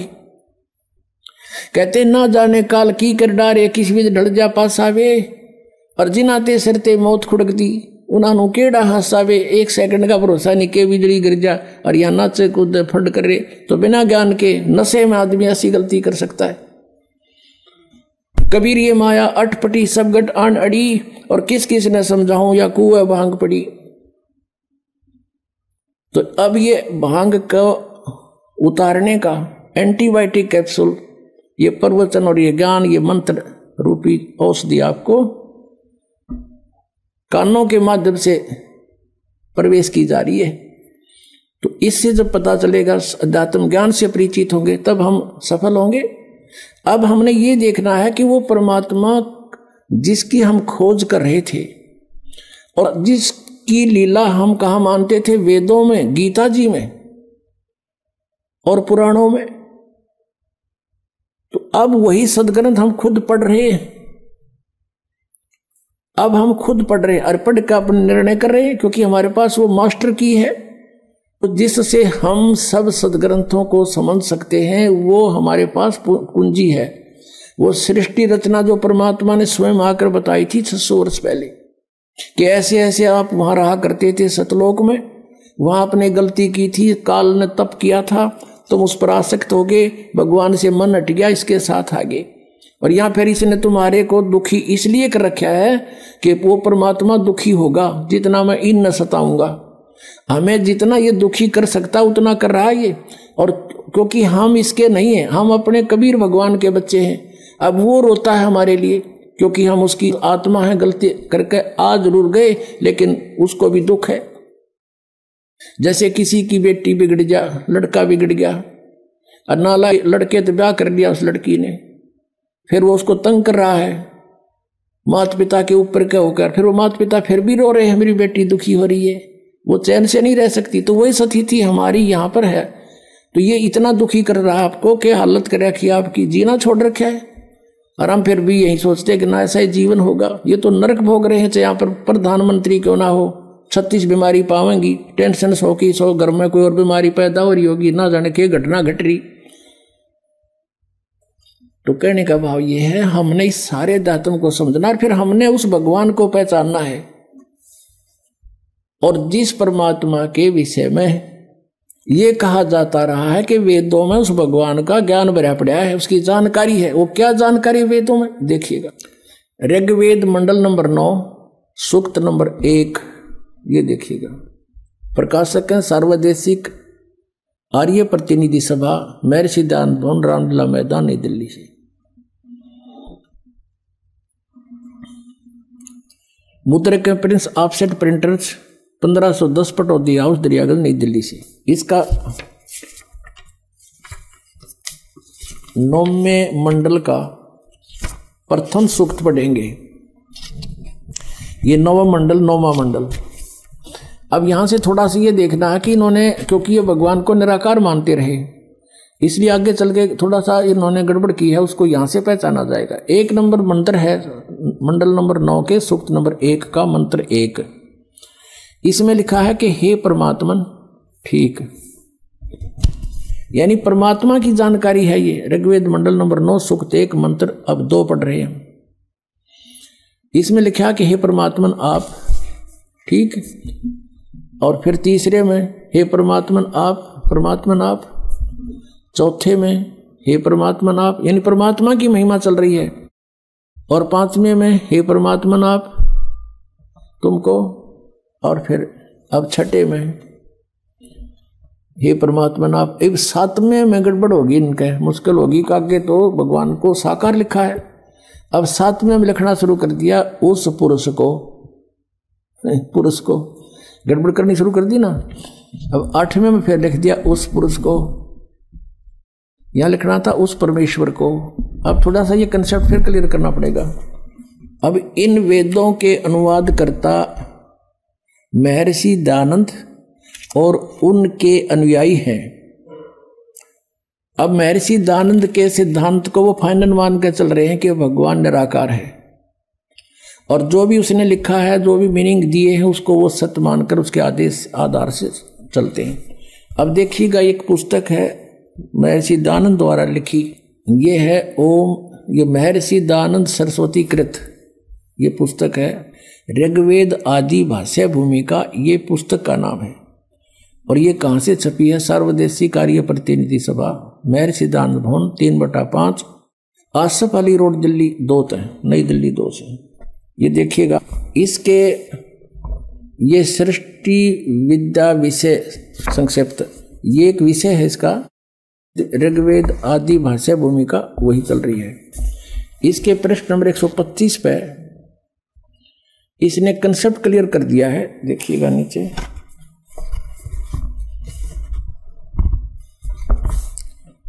ये लिखा है यत पुरुष, और इसका अर्थ लिखा है पुरुष उसको कहते हैं जो सर्वशक्तिमान ईश्वर कहाता है। अंडरस्टूड हो गया? पुरुष माने परमेश्वर, पुरुष उसको कहते हैं, दयानंद की लिखी हुई है, अनुवाद किया हुआ है, जो सर्वशक्तिमान ईश्वर कहाता है, यानी सर्वशक्तिमान। ये भी ना ईश्वर का वेरा था ना परमेश्वर का, फिर भी जो इनके अनुयायियों को ये मानने हैं कि दयानंद ने जो कहा वो सच्ची है, यानी पुरुष माने परमेश्वर। तो अब फिर पढ़ेंगे इसको। अब सिद्ध हो गया कि पुरुष माने परमेश्वर। अब हम यहां जहां पर इन्होंने गड़बड़ीकरण की सोची है, भी इसको इससे क्लियर कर लेंगे कि जहां ये पुरुष लिखा है ये परमेश्वर है, भगवान जो सर्वशक्तिमान का आता है वो उसको पुरुष कहते हैं। तो ये देखिए, अब हम वही आगे हैं, ऋग्वेद मंडल नंबर 9 सूक्त नंबर 1 का और मंत्र नंबर 6 तक तो ये परमात्मा लिखे गए, और 7वें में जब लागी लो बात भगवान की साकार की शरीर की, वहां पुरुष लिखना शुरू कर दिया। क्यों सोचा को व्यक्ति के बारे में बात होगी, पुरुष माने उस परमात्मा को। अब देखो 8वें में कमाल कर दिया, उस पुरुष को यानी उस परमेश्वर को उग्र गतियां प्रेरणा करती हैं। ये बताएंगे आपको सृष्टि रचना में कि सब बहुविध जीवन कीन पुकारा, तपशिला पर जल रहे थे जब हाहाकार मच रहा था, भगवान वहां उनकी उन परिस्थितियों को देखकर वहां आए अपना ज्ञान समझाने के लिए। तो उस परमेश्वर को, पुरुष माने परमेश्वर सिद्ध हो गया, उस परमेश्वर को उग्र गतियां प्रेरणा करती हैं, यानी कुछ ऐसी स्थिति बन जाती है जैसे ही हाहाकार मच रहा, कुछ जीवन नहीं रहा प्राणी का, एक माया जोड़न का उद्देश्य बन गया। तो उस समय में परमात्मा या स्वयं आते हैं या अपना दास कोई भेजते हैं अपनी पावर दे करके। तो उस पुरुष को उग्र गतियां प्रेरणा करती हैं, जब परमात्मा स्वयं आते हैं उस समय का जिक्र है। और भासमान शरीर को यानी तेजोमय शरीर को वह पुरुष यानी वह परमात्मा प्राप्त होता है। पुरुष माने परमात्मा, क्लियर हो गया? अब देखो ऋग्वेद मंडल नंबर 9 सूक्त नंबर 1 का आगे हम पढ़ रहे हैं, और जिसमें 3 प्रकार से दूसरों का वारण माने कल्याण करने वाला मधुमेह शरीर मिलता है। मधु में यानी बड़ा प्यारा शरीर मिलता है। वो 3 प्रकार के शरीर से सबका सब व्यवस्था को संभालता है। ये भी क्लियर हो गया। फिर उसमें से दूसरी प्रकार की जो लीला हो यहाँ लिखी है कि अभी अदन्या उत्सरंती धेनुव शिशुम सोम इंद्राय पातवे। उस सोम स्वभाव वाले श्रद्धालु पुरुष को, ये पुरुष हटा दिया यहाँ पर, अमर पुरुष लिखना था। सोम माने उस चंद्रमा के से शीतल स्वभाव वाले भगवान अमर पुरुष को, और पुरुष माने यहाँ पर परमेश्वर समझो। उस सोम स्वभाव वाले परमेश्वर को जो शिशु रूप में, शिशुम, ये शिशुम मूल पाठ में शिशुम लिखा है, शिशुम कुमार अवस्था में ही, यानी जब वो बालक रूप में प्रकट होते हैं। अभी अधन्या, अधन्या माने बिना धनाई, जिसको सांड ने टच ना किया हो। कंवारी, अभी माने पूर्ण रूपेण, सब प्रकार से पूर्ण रूपेण अधन्या, जो सांड के द्वारा कभी सथाई ना गई हो। तो इस कहने का भाव कि कंवारी गायें, गौवें, धेनु गौवें तृप्त करती हैं।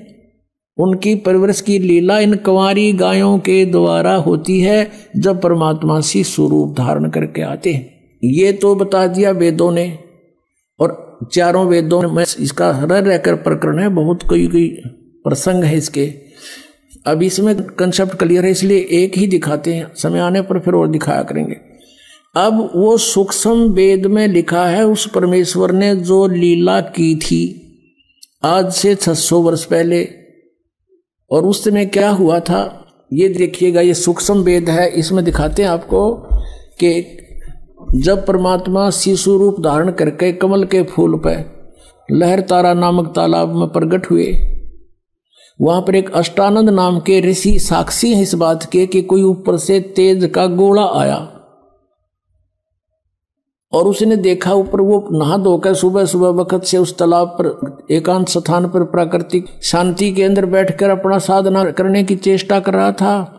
एकदम आकाश से एक प्रकाश का गोला सा आया, उसने देखा, ध्यान से आंखें बंद होगी, जैसे सूर्य की तरफ हम देखते हैं, देख नहीं सकते, आंखें बंद होती हैं, फिर भी उसमें सूर्य का जो आकार है वो दिखाई देता रहता रहकर ऐसा अंदर हमारे फीड हो जाता है प्रतिबिंब। महर्षि अष्टानंद जी जो रामानंद जी के शिष्य थे,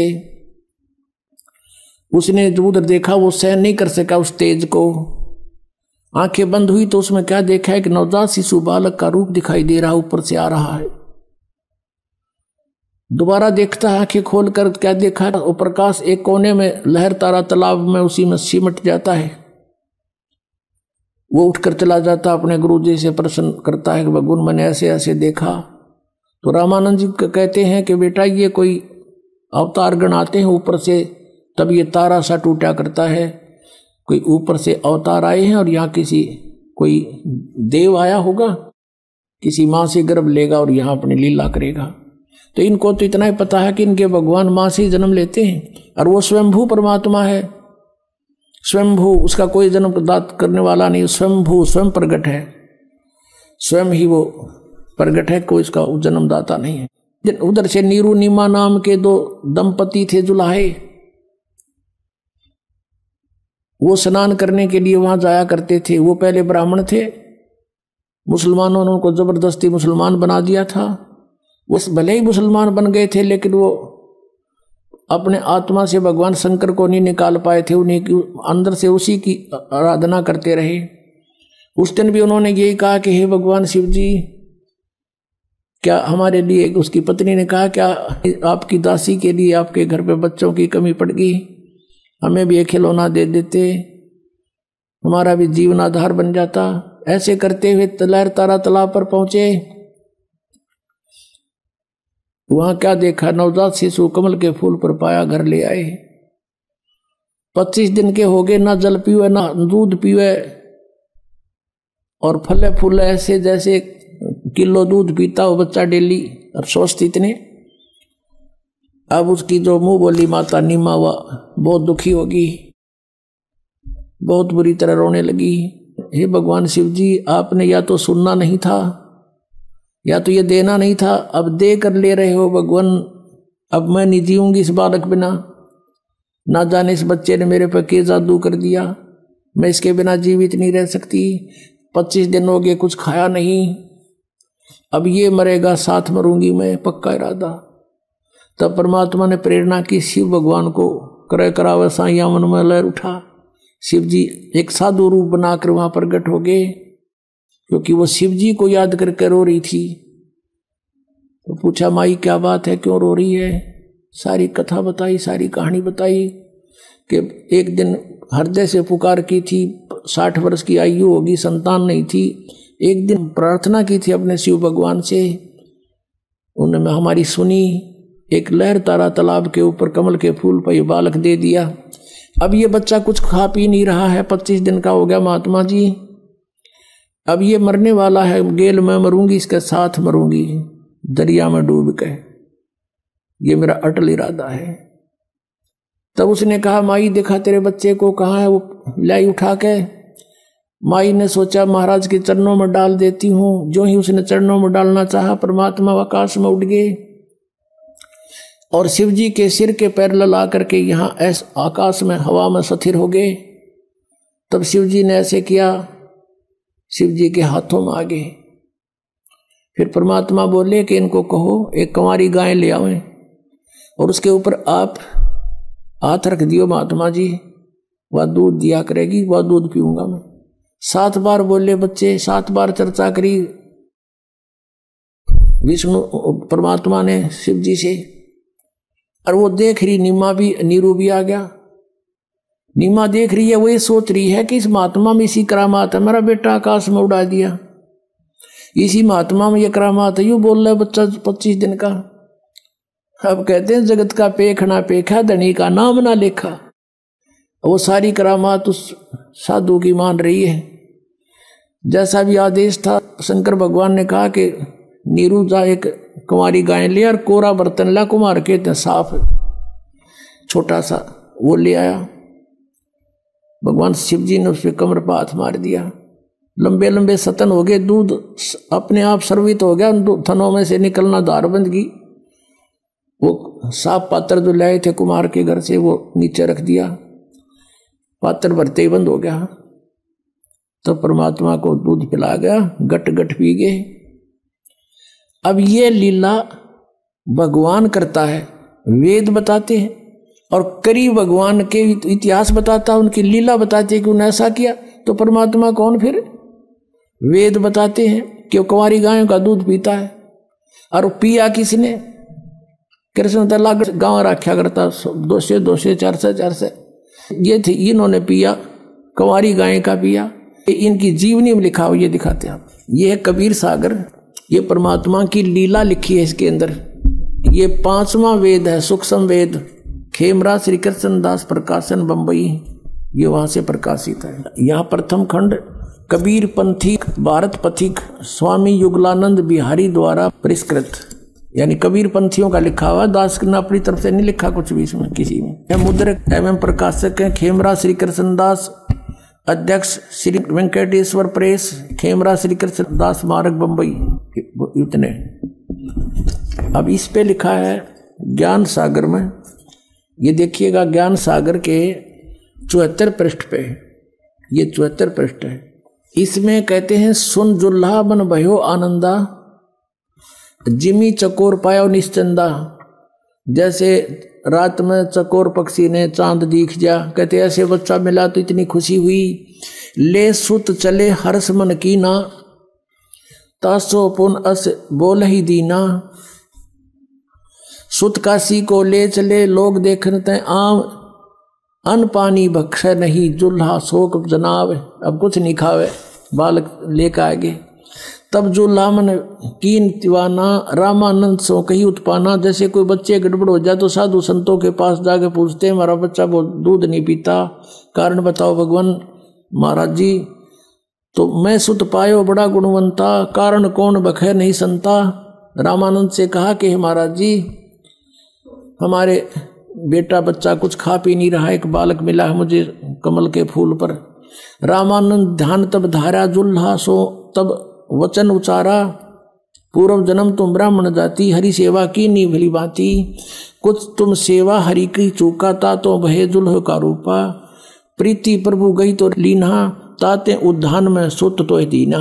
तेरी प्रीति को सुनकर भगवान ने जंगल में तुझे पुत्र दिया। हे प्रभु जस कीन तस पायो, आर्त हो तो दर्शन आयो। अब नीरू कह रहा है कि मेरे साथ जो बनी सो बनी, पर और दुख हो गया। सो कहिए उपाय गुसाई, बालक अक्षु दावंत कुछ खाई। भूखा बेटा बच्चा कुछ खाओ, ऐसा व्यवस्था करो। रामानंद अस युक्ति उचारा, तुम सुत कोई ज्ञानी अवतारा। तुम्हारा पुत्र जो है कोई विद्वान पुरुष है। बछिया जाही बैल नहीं लागा, और सोले ठाड करो ते ही आगा। एक बछिया ले आओ जिसको बैल ना लग गया हो, यानी अनटच्ड कंवारी गाय बछिया ले आओ। और दूध चले ते ही थनते दूध धरो छिपाई, अक्षुतावंत जब होवे ता कहें देव खवाई। अब जुल्हा एक बछिया ले आवा, और चलो दूत कोई मरम न पावा। चलो दूत जुल्हा हरसाना, राख छिपाई काहू नहीं जाना। अब ये है ना चला दूत, ये दूत कौन था? ये भगवान शंकर थे। अब इसकी पुष्टि पुण्यात्मा कबीर सागर परमेश्वर का विधान 5वां वेद और उनकी जीवनी है। इसमें उस परमेश्वर ने आज की जो ये पिछली पीढ़ी की पहले जानकारी दी थी, और उसमें क्या कहा था? काल की और परमात्मा की तपस्या के ऊपर वार्ता हुई थी। तो काल ने कहा था कि 3 युगों में जीव कम ले जाना, और चौथा युग जब कलयुग आवे तब तब शरण जीव बहु जावे, और ऐसा वचन हर मोह दीजे तब गवन संसार ही कीजिए। तो परमात्मा से कहा था कि 3 युगों में जीव थोड़े ले जाना, भगवान आप आए हो यहाँ जीव लेने के लिए, और चौथे युग कलयुग में कितने ही ले जाना। तो परमात्मा ने कहा ठीक है तथास्तु। एक वचन और लिया था भगवान से कि परमात्मा जो आपका ज्ञान माने आपका, और मेरे ज्ञान पर आधारित रहे नकली ज्ञान पर, तो मेरा उसको ना ले जाना। परमात्मा बोले वो तो मेरा काम में का को नहीं। तो जब सारी परमात्मा ने स्वीकृति दे दी, जब काल ने कहा था कि बेशक जा नीचे, तेरी कोई नहीं मानेगा, कलयुग में ऐसा कर दूंगा, नरे पंथ नरे मजहब बना दूंगा बहुत बहुत, और 12 नकली पंथ तेरे नाम ते, कबीर पंथ, सतलोक, सचखंड और अनेक पंथ में चलाऊं, इस जीवों को भरमाऊं, और देवल देव मंदिर पुजवाऊं, और या विद जीवों को भरमाऊं। जीव न माने कहा तुम्हारा, और बेशक जा तू ज्ञानी संसारा। फिर तुम्हारा जीव कहा नहीं मानेंगे। अब 12 पंथ चला दूंगा, कबीर कबीर पंथी ये नरे, ये सारे 12 पंथों में आते नकलियों में, और पंथ अनेक चलाऊं, ये राधा स्वामी पंथ, ये अनेक पंथा में आगे, ये सब काल प्रेरणा काल के चलाए हुए पंथ है। तो इन्हीं की थोड़ी सी यहाँ एक और कंसेप्ट क्लियर करते हैं कि जो इस कबीर सागर में कबीर पंथियों ने अज्ञानतावश कुछ कटिंग कर दी, कुछ मिलावट कर दी, अपने अनुसार थोड़ा बहुत इन्होंने गड़बड़ की है, लेकिन फिर भी ये सच्चाई को छुपा नहीं सके। इस मालिक को पता था कि 600 साल में कुछ गड़बड़ी काल करवा देगा, काल के दूत कबीरपंथी होंगे। फिर उसकी पूर्ति के लिए कहा था उसी समय कि जो 12वां पंथ होगा ना गरीबदास जी वाला, उसमें मेरी उसके द्वारा, क्योंकि पंथ चलेगा परमात्मा का, जैसे पंथ चले थे वो तो चले थे उनके खास पुण्यात्मा थे, लेकिन उसमें आगे फिर काल के दूत घुसते चले गए। तो 12वां पंथ जो गरीबदास जी का होगा, उसमें मेरी महिमा की वाणी फिर से प्रकट होगी, और वो जो मिलावट कर दी गई है या कोई जिसका जिसी समझ में आई उसने काट कर अपने हिसाब से लिख ली, कुछ एक स्थानों पर, सारी नहीं, तो उसकी पूर्ति उस वाणी से होगी जो गरीबदास जी बोलेगा। और वो ऐसा ही है। पहले ये दिखाते हैं कि 12 पंथ कौन कौन से हैं। अब देखिएगा ये वही कबीर सागर है। ये देखिएगा कबीर बाणी, एक अध्याय है इसमें कबीर बाणी, और ये 136 पृष्ठ पे है ये। अब नीचे देखेगा 12 पंथ चलो सो भेद, यानी 12 पंथ काल फुरमाना, और भूले जीव न जाए ठिकाना है। इन 12 पंथों में काल का फुरमान, काल का आदेश, उसका ज्ञान भरा रहेगा, और इन 12 पंथों में जो नाम ले रखा है कबीर पंथों में, ये कभी ठिकाने नहीं जा सकते। ताते आगम कह हम राखा, वंश हमारा चूड़ामणि शाखा। यहां ठीक लिखा कि वंश हमारा चूड़ामणि शाखा। प्रथम जग में जागू बरमावे, और दूसरा सुरत गोपाल, तीसरा मूल निरंजन, चौथा टकसार पंथ, पांचवा बीजक पंथ, और छठा ये सतनामी पंथ, और सातवां ये जीवा पंथ, ये राम कबीर पंथ। इस तरह की 12 पंथ। अब यहाँ इन्होंने थोड़ी गड़बड़ कर दी, इन्होंने यहाँ चूड़ामणि लगा दिया, यहाँ चूड़ामणि को वंश से बाहर कर दिया। प्रथम ये लिखना था, ये प्रथम वंश है, ये प्रथम वंश चूड़ामणि और आगे शाखा। अब इसका यहाँ भेद चलेगा। ये है कबीर चरित्र बोध, और इसके ये 1870 पृष्ठ पे, 1870 पे यहां देखिएगा। कबीर साहब के पंथों का वृंतांत नंबर 1 है नारायण दास का पंथ।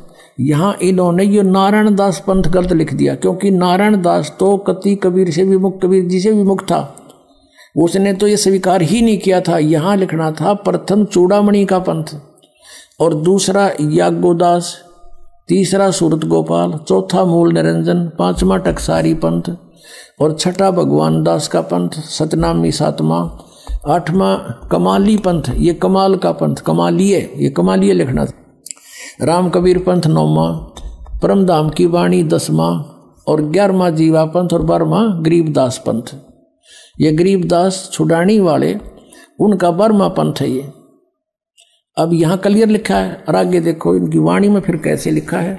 अब इससे ये समझ में आओगी ये कहाँ बोले हैं।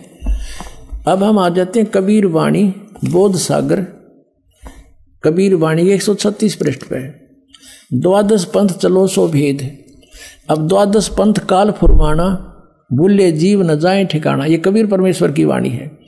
और ताते आगम कह हम व्याख्या, हमने भविष्य की बात बता दी तेरे को धर्मदास।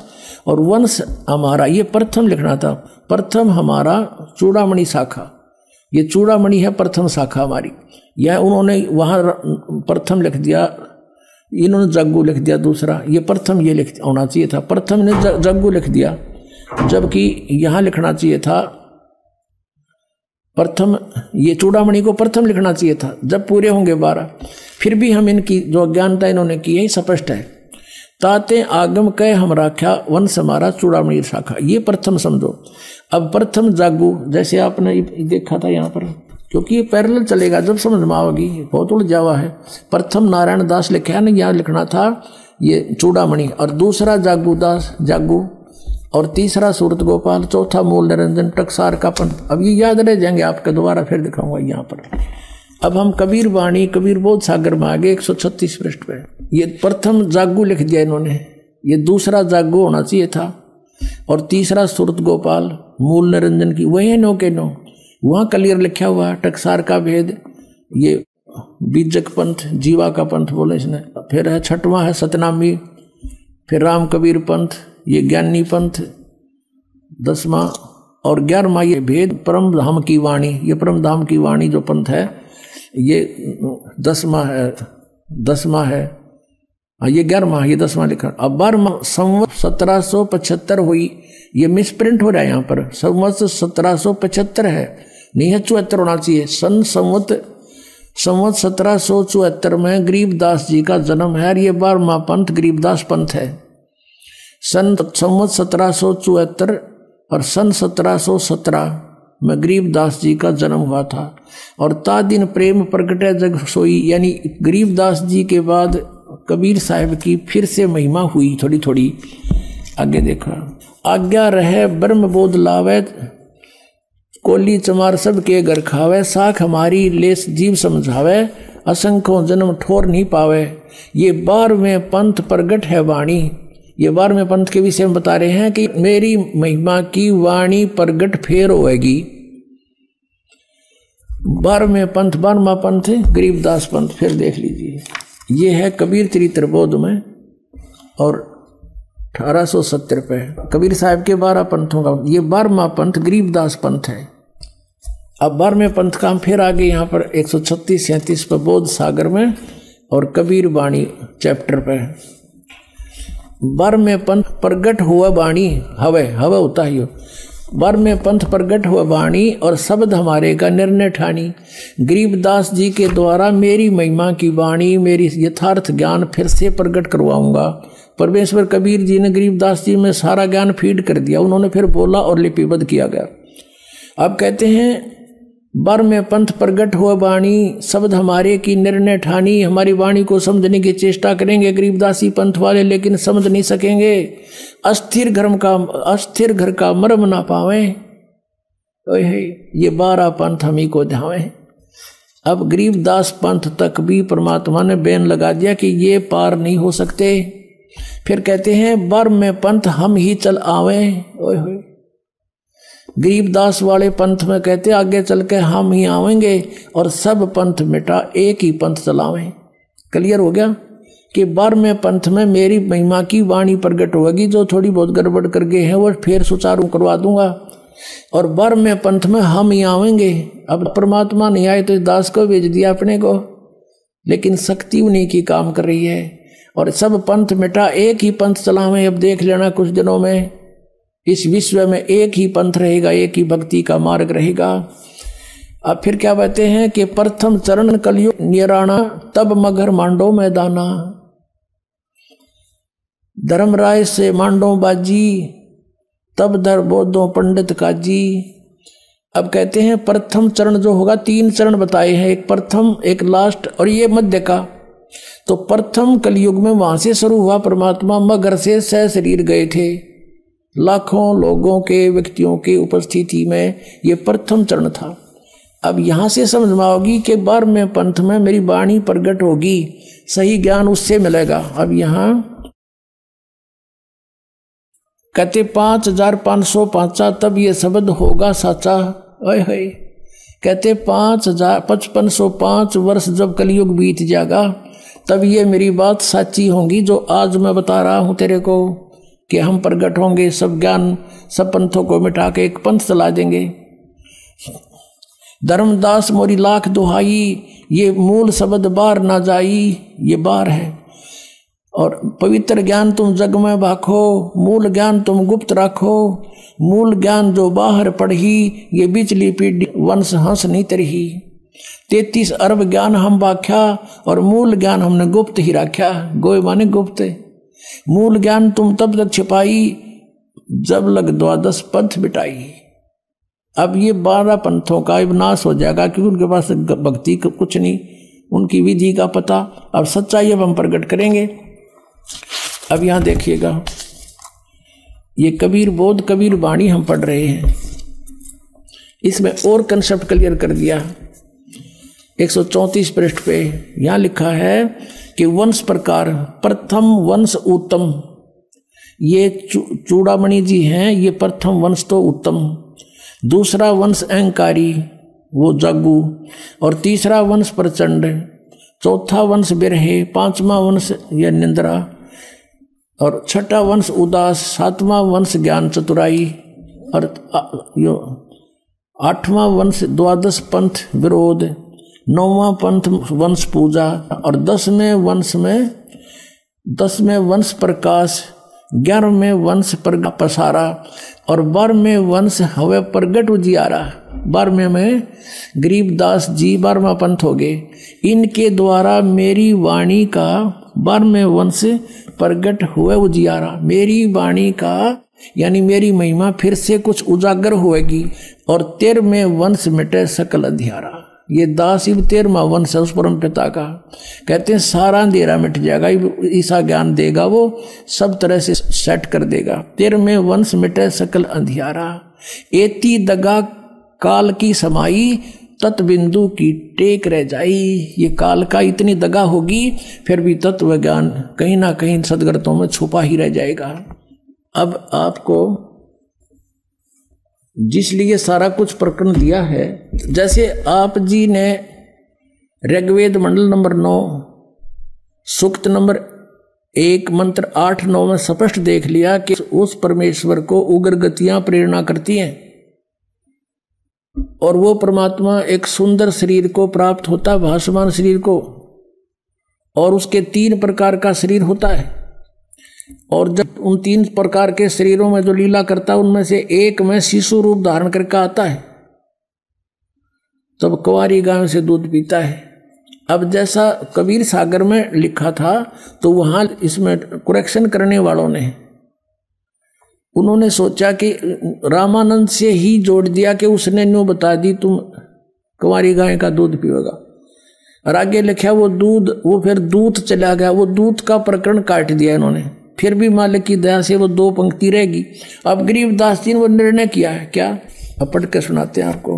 अब परमात्मा ने जो बताया कि मेरी वाणी प्रकट होएगी 12वें पंथ में, गरीबदास वाले पंथ में, लेकिन गरीबदास जी की वाणी को भी गरीबदास के पंथ वाले, उससे पहले वाले कोई नहीं समझ सकेगा। ये मेरी वाणी का निर्णय करने की चेष्टा करेंगे पर इनको ज्ञान नहीं होगा, और ये 12 पंथ हम ही को जावे, अस्थिर घर का मरम नहीं पावे, असंग जन्म ये ठोर नहीं पावे। अब इस दास के साथ क्या हुआ कि हम छुड़ानी जाते थे, जहाँ गरीबदास, आदरणीय गरीबदास साहिब जी का जन्म हुआ था, जहाँ परमात्मा कबीर देव जी उनको जंगल में आकर मिले थे, हमारे पूज्य गुरुदेव जी वहाँ जाते थे। एक लिंक जोड़ना था, पहले लिखा हुआ था, इसलिए गुरु जी के सतलोक जाने के बाद हमारा वहाँ पर बहुत विरोध हो गया, क्योंकि हम सच्चाई बतावें, वो अनुवाद गलत करें गरीबदास जी की वाणी का, तो हमारा उनका पार नहीं पड़ी, हमने अलग से आश्रम सेट करना पड़ा। फिर वो इतने विरोधी हो गए कि हमारे साथ हमारी बताने कितनी उन्होंने अफवाहें फैलानी शुरू कर दी, वो गुंडा है, बदमाश है, झूठा है, न्यू है, तो वो कांड करवा दिया करो था कुछ ये, और दूसरे पंथी लाग लिया, आर्य समाज वाले जो उनकी पोल खोल दी, दास ने सच्चाई बता गए, तो सब ने मिलकर ये पंगा पा दिया। लेकिन भगवान का साथ जिसके साथ है उसका कोई कुछ नहीं बिगाड़ सकता। पहले से 1000 गुना आगे बढ़ गया हमारा पंथ, पूरे विश्व में चला गया परमात्मा का ज्ञान, क्योंकि ये परमात्मा का चलाया हुआ है। और इसमें जो बाधा करता है भगवान के मार्ग में, वो तो अंधा गधा है। हिरण्यकशिपु अंधा गधा था, छाती तोड़वा के मान्या, कहते हरणा कुछ छाती तोड़वाई और ब्राह्मण बाणा कर्म कसाई, आचार्य को आवर जुल्म इसे करें, तो वो कहते हैं इसे ये पापी कहते हैं हरणा कुछ छाती तोड़वाई और ब्राह्मण बाणा और कर्म कसाई, वो तो भगत को आवे और कर्म अपने बेटे ने भी मारे अभिमान के बस। तो कहने का भाव ये है कि ये आचार्य को आवे और गुरु और अपने शिष्यन पर उम्मीद करें, झूठ बोला झूठ बोला, हम तो प्रमाण दिखाते हैं, और जो तुमने लिखा है वो रूबरू कराते हैं, पता झूठ कहाँ बोल दी मैंने, मत लिखा हुआ दिखाता हूँ, आपके गुरु ने ये लिख रखा है और वेद ये बता रहे हैं, बता झूठ कब बोल गया, मन तो फुर्सत है कोई ना झूठ बोलने की, टाइम है कोई नहीं, कोई सारी ये साची दरी भगवान ने लिख रखी। अब गरीबदास जी की वाणी में पारक का अंग है, एक चैप्टर है पारक का अंग, उसमें बहुत निर्णायक ज्ञान दिया है। क्या लिखा है, शिव उतरे शिवपुरी से अवगत बदन विनोदी, मैं के कमल खुशी बहे लिया ईसको गोदी। शिव उतरे शिवपुरी से अवगत बदन विनोद, और महके कमल खुशी बहे और लिया ईसको गोद। नजर नजर से मिल गई किया ईस प्रणाम। अब गरीबदास जी ने पूर्ति की है, जो वो दूत आ गया, दूध चला गया, फिर खुश हुआ, यो बकवाद कर रखी, कुछ मिलावट और कुछ कटिंग पटिंग करके उन्होंने सोचा कि ऐसा कौन हो गया, ये हो गया। अरे सच्चाई ये थी जो गरीबदास जी ने बताया, जैसे आदरणीय तुलसीदास साहिब जी ने श्री रामचंद्र जी की रामायण लाखों वर्ष पहले जो घटना घटी थी, अब कलयुग में एज इट इज लिख दी चौपाइयों के माध्यम से, और सबको मान्य है वो, क्योंकि एक दिव्य दृष्टि रेंज होती है। उस तुलसीदास की रेंज खुल गई थी, वह दिव्य दृष्टि खुल गई थी, और पीछे की जो चलचित्र की तरह सामने आ जाती सब घटनाएं वो तुलसीदास जी ने लिख दी थी, और वो सही है। ऐसे ही गरीबदास जी ने, परमात्मा ने गरीबदास जी की दिव्य दृष्टि खोल दी, ज्ञान योग खोल दिया। अब वही जो लीलाएं काशी में घटी थी, उसे अरबों खरबों वर्ष पहले सृष्टि जहाँ से प्रारंभ हुई वहां तक की रेंज मालिक की, क्योंकि ये दूरबीन की रेंज होती है दूरदर्शी की, तो परमात्मा जो गरीबदास जी को रेंज दी वह सबसे दूर तक की रेंज की थी। तो गरीबदास जी ने जो भी वार्ता हुई वो चलचित्र की तरह देखकर जब बोली ये वाणी, क्या लिखा है, शिव उतरे शिवपुरी से अवगत बदन विनोद, मैं के कमल खुशी भये, लिया ईस को गोदे। शिव भगवान ने जो साधु रूप में खड़े थे, बालक रूप परमात्मा को गोद में ले लिया।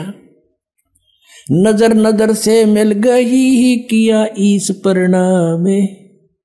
जब दोनों शक्तियों की आपस में नजर मिली तो उसने परमात्मा को प्रणाम किया शिव जी ने, और क्या कहा, धन मोमन धन पूरे ना, ये धन काशी निकाम। कि ऐसे महापुरुष आए। अब वो पहचान तो नहीं सके शिव जी कि ये कौन पुरुष है, कौन भगवान है, लेकिन उनकी जो लीला छवि और अंदर की, क्योंकि इनके अंदर दिव्य दृष्टि होती है, ये अवश्य महसूस हो गया कि ये बहुत परम शक्ति परम सिद्ध पुरुष है। इन ब्रह्मा विष्णु महेश से तो बहुत अन्य और भी सिद्ध से अलग अलग वैरायटी की शक्तियां होती हैं, इनसे तो अलग और भी अच्छे संत साधु होते हैं। तो इन्होंने सोचा कि कोई और परम शक्ति है जिसको हम भी नहीं जानते, वहां से कोई अवतार आया है। तो इस जान करके उन्होंने भगवान शिव ने भी प्रणाम किया। 7 बार चर्चा करी, ये बोले बालक बेने, शिव को कर मस्तक धैर्या, ल्या मोमन एक धैनु। अब 7 बार कबीर साहब की बालक रूप में, नवजात शिशु रूप में, और शिव जी भगवान साधु रूप में खड़े। 7 बार बातचीत हुई, और वो खड़ी खड़ा देख रहे दोनों पति पत्नी। वो सोच रहे साधु में इतनी करामात है कि मेरा बेटा बुलवा दिया, अवश्य ये मेरे बच्चे को दूध भी पिलाएगा। फिर शिव ने कहा उस सिर पे आदर कर मोमिन को कि धन भाग है तुम्हारे। मोमिन माने मुसलमान। नीरू को कहा कि जाओ, धन भाग है तुम्हारे घर पे, ऐसे बच्चा आया है तो परम शक्ति है, और इस काशी का भी धन भाग है जहां पर ऐसे संत प्रगट हुए हैं। 7 बार चर्चा करी, बोले बालक बेने, शिव को कर मस्तक धैर्या, ल्या मोमन एक धेनु। एक धेनु ल्या धेन। और अनव्यावर को दूहत है, दूध दिया तत्काल। कुंवारी को, बिना ब्याई को कुंवारी को दूहत है, दूध दिया तत्काल। पीवे बालक ब्रह्म गति ही, ता शिव भये दयाल। अब यहां भी शब्द लिख दिया कि कुंवारी गाय का दूध पिया उस बालक ने, और उन परमात्मा की उस सूक्ष्म वेद में लीला में भी लिखा है कि जाके संग बैल नहीं लागा, कि एक गाय ला जिसके संग बैल नहीं लागा, यानी कति अनटच। और वेद बताते हैं, ऋग्वेद मंडल नंबर 9 सूक्त नंबर 1 मंत्र नंबर 8-9 में स्पष्ट किया है कि वो परमात्मा जब आते हैं एक सुंदर रूप धारण करते हैं तेजों में। 3 सती थी उनका रूप है, उनमें से एक सती थी जो शिशु रूप में प्रकट होते हैं। उस समय वो बालक रूप में प्रकट परमात्मा की परवरिश की लीला कुंवारी गाय से होती है। आज तक इतिहास सुना दो किसी भी भगवान का ऐसी लीला हुई हो जो वेद में लिख रखा है। जिन्होंने भगवान को देखा उन महापुरुषों ने अपनी एफिडेविट दे रखे हैं। हम सुल्तानी नानक तारे दादू को उपदेश दिया, जात दुलाहा भेद न पाया, ये काशी महे कबीर हुआ। बोलो सतगुरुदेव की जय हो।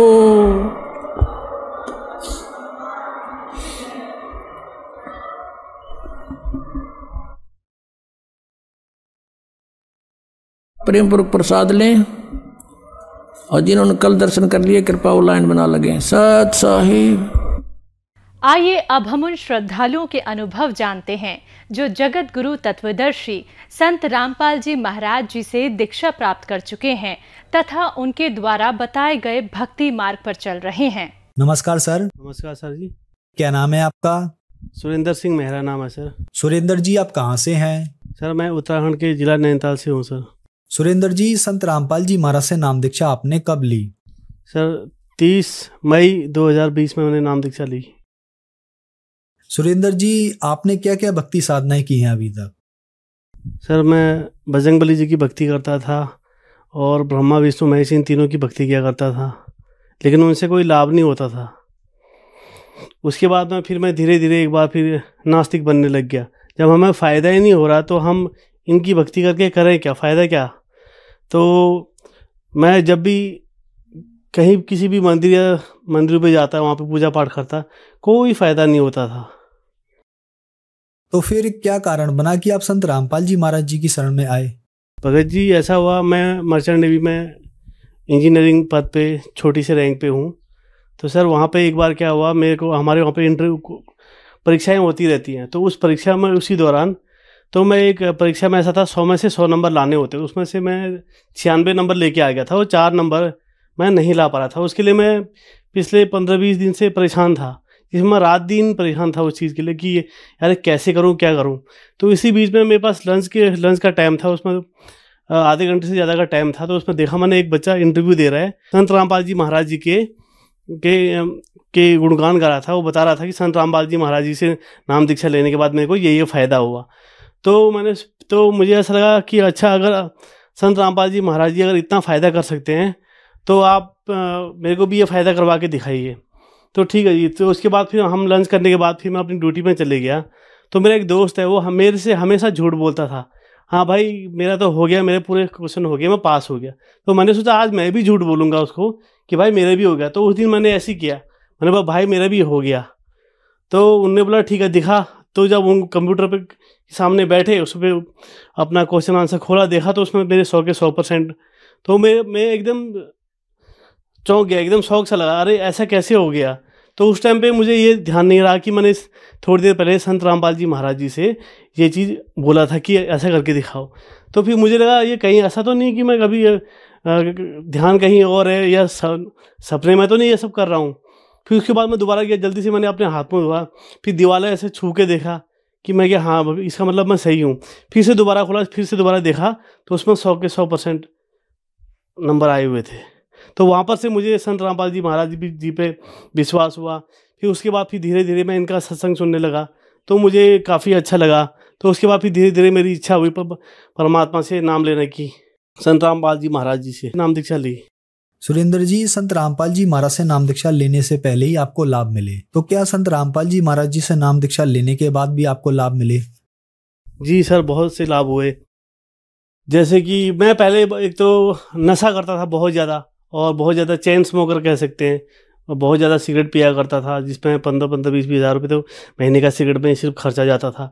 और मेरे पेट में बहुत ज़्यादा कब्ज रहती थी, काफ़ी सारी परेशानी रहती थी। जैसे मैंने संत रामपाल जी महाराज जी से नाम दीक्षा ली, तो उसके बाद जो मैं पहले सिगरेट पीता था लगातार, बहुत ज़्यादा सिगरेट स्मोक करता था, तो उससे मुझे पेट में कब्ज होने लगती थी, गैस अपच होती थी। तो कोई भी चीज़ खाता पीता था तो मुझे बिल्कुल पचता नहीं था। तो फिर जैसे ही मैंने संत रामपाल जी महाराज जी से नाम दीक्षा ली, जिस दिन से मैंने नाम दीक्षा ली उसी दिन से मेरे को तो सिगरेट से हमेशा के लिए छुटकारा मिल गया। और उसके बाद जो मैं आज तक, जब से मैंने नाम दीक्षा ली है संत रामपाल जी महाराज जी से, आज तक मुझे तब तक कोई गैस नहीं बनी, कोई कुछ नहीं बना। एकदम जैसे एकदम फ्रेश होता ना, जैसे कि हम एकदम नया मोबाइल लेते हैं तो उसमें हर चीज़ एकदम न्यू होता है, पूरा सिस्टम ही ऐसा बन गया सर। और उसके बाद अभी हाल ही में ये जब बारिश हुई थी, पहाड़ में स्लाइडिंग हो रहा था, तो इसी 4-5 दिन की पहले की बात बता रहा हूँ मैं। पहाड़ पे बहुत ज़्यादा बारिश हो रही, लैंडस्लाइडिंग हो रहा है, पेड़ पत्थर गिरे, बड़े बड़े गाड़ गिरे बोलते हैं हमारे यहाँ उत्तराखंड में, यहाँ पे पानी और पानी के साथ साथ पत्थर भी आ रहा था।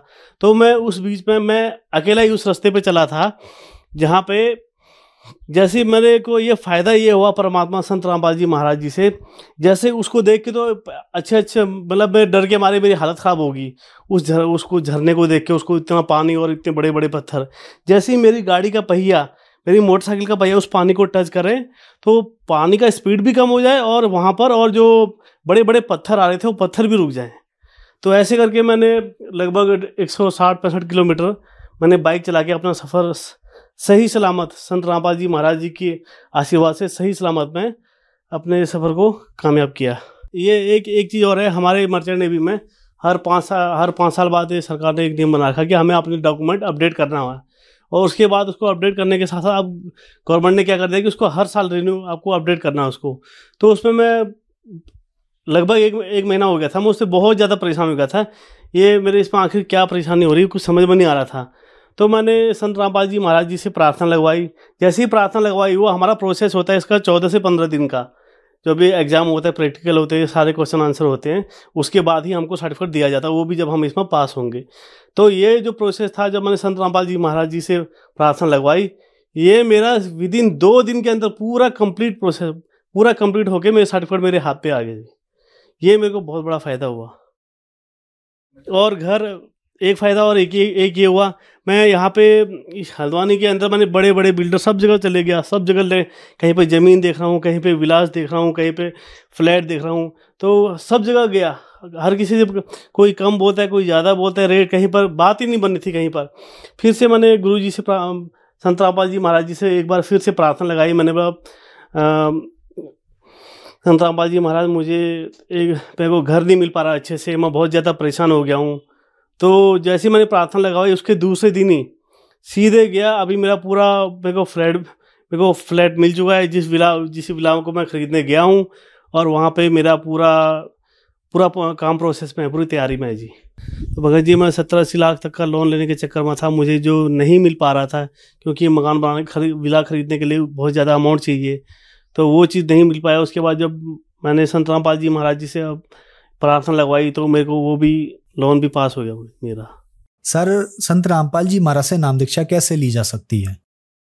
संत रामपाल जी महाराज जी से नाम दीक्षा लेने के लिए इस चैनल पे नीचे एक पीली पट्टी आती है, तो उस पीली पट्टी पे उनका नंबर वगैरह लिखा रहता है, नाम, एड्रेस वगैरह सब कुछ लिखा रहता है। आप उन पे कांटेक्ट करेंगे तो आप उनके जरिए उनसे नाम दीक्षा ले सकते हैं, संत रामपाल जी महाराज जी से।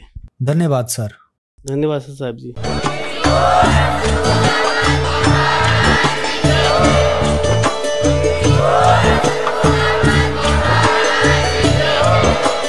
आप सुन रहे थे जगत गुरु तत्वदर्शी संत रामपाल जी महाराज जी के मंगल प्रवचन। अधिक जानकारी के लिए विजिट कीजिए हमारी वेबसाइट www.jagatgururampalji.org। संत रामपाल जी महाराज जी के शुभ आशीर्वाद से पूरे विश्व भर में 500 से भी ज्यादा नाम दीक्षा केंद्र हैं, जिन पर संत रामपाल जी महाराज जी द्वारा ऑनलाइन निशुल्क नाम दीक्षा दी जा रही है। अपने नजदीकी नाम दीक्षा केंद्र का पता करने के लिए संपर्क करें 8222880541।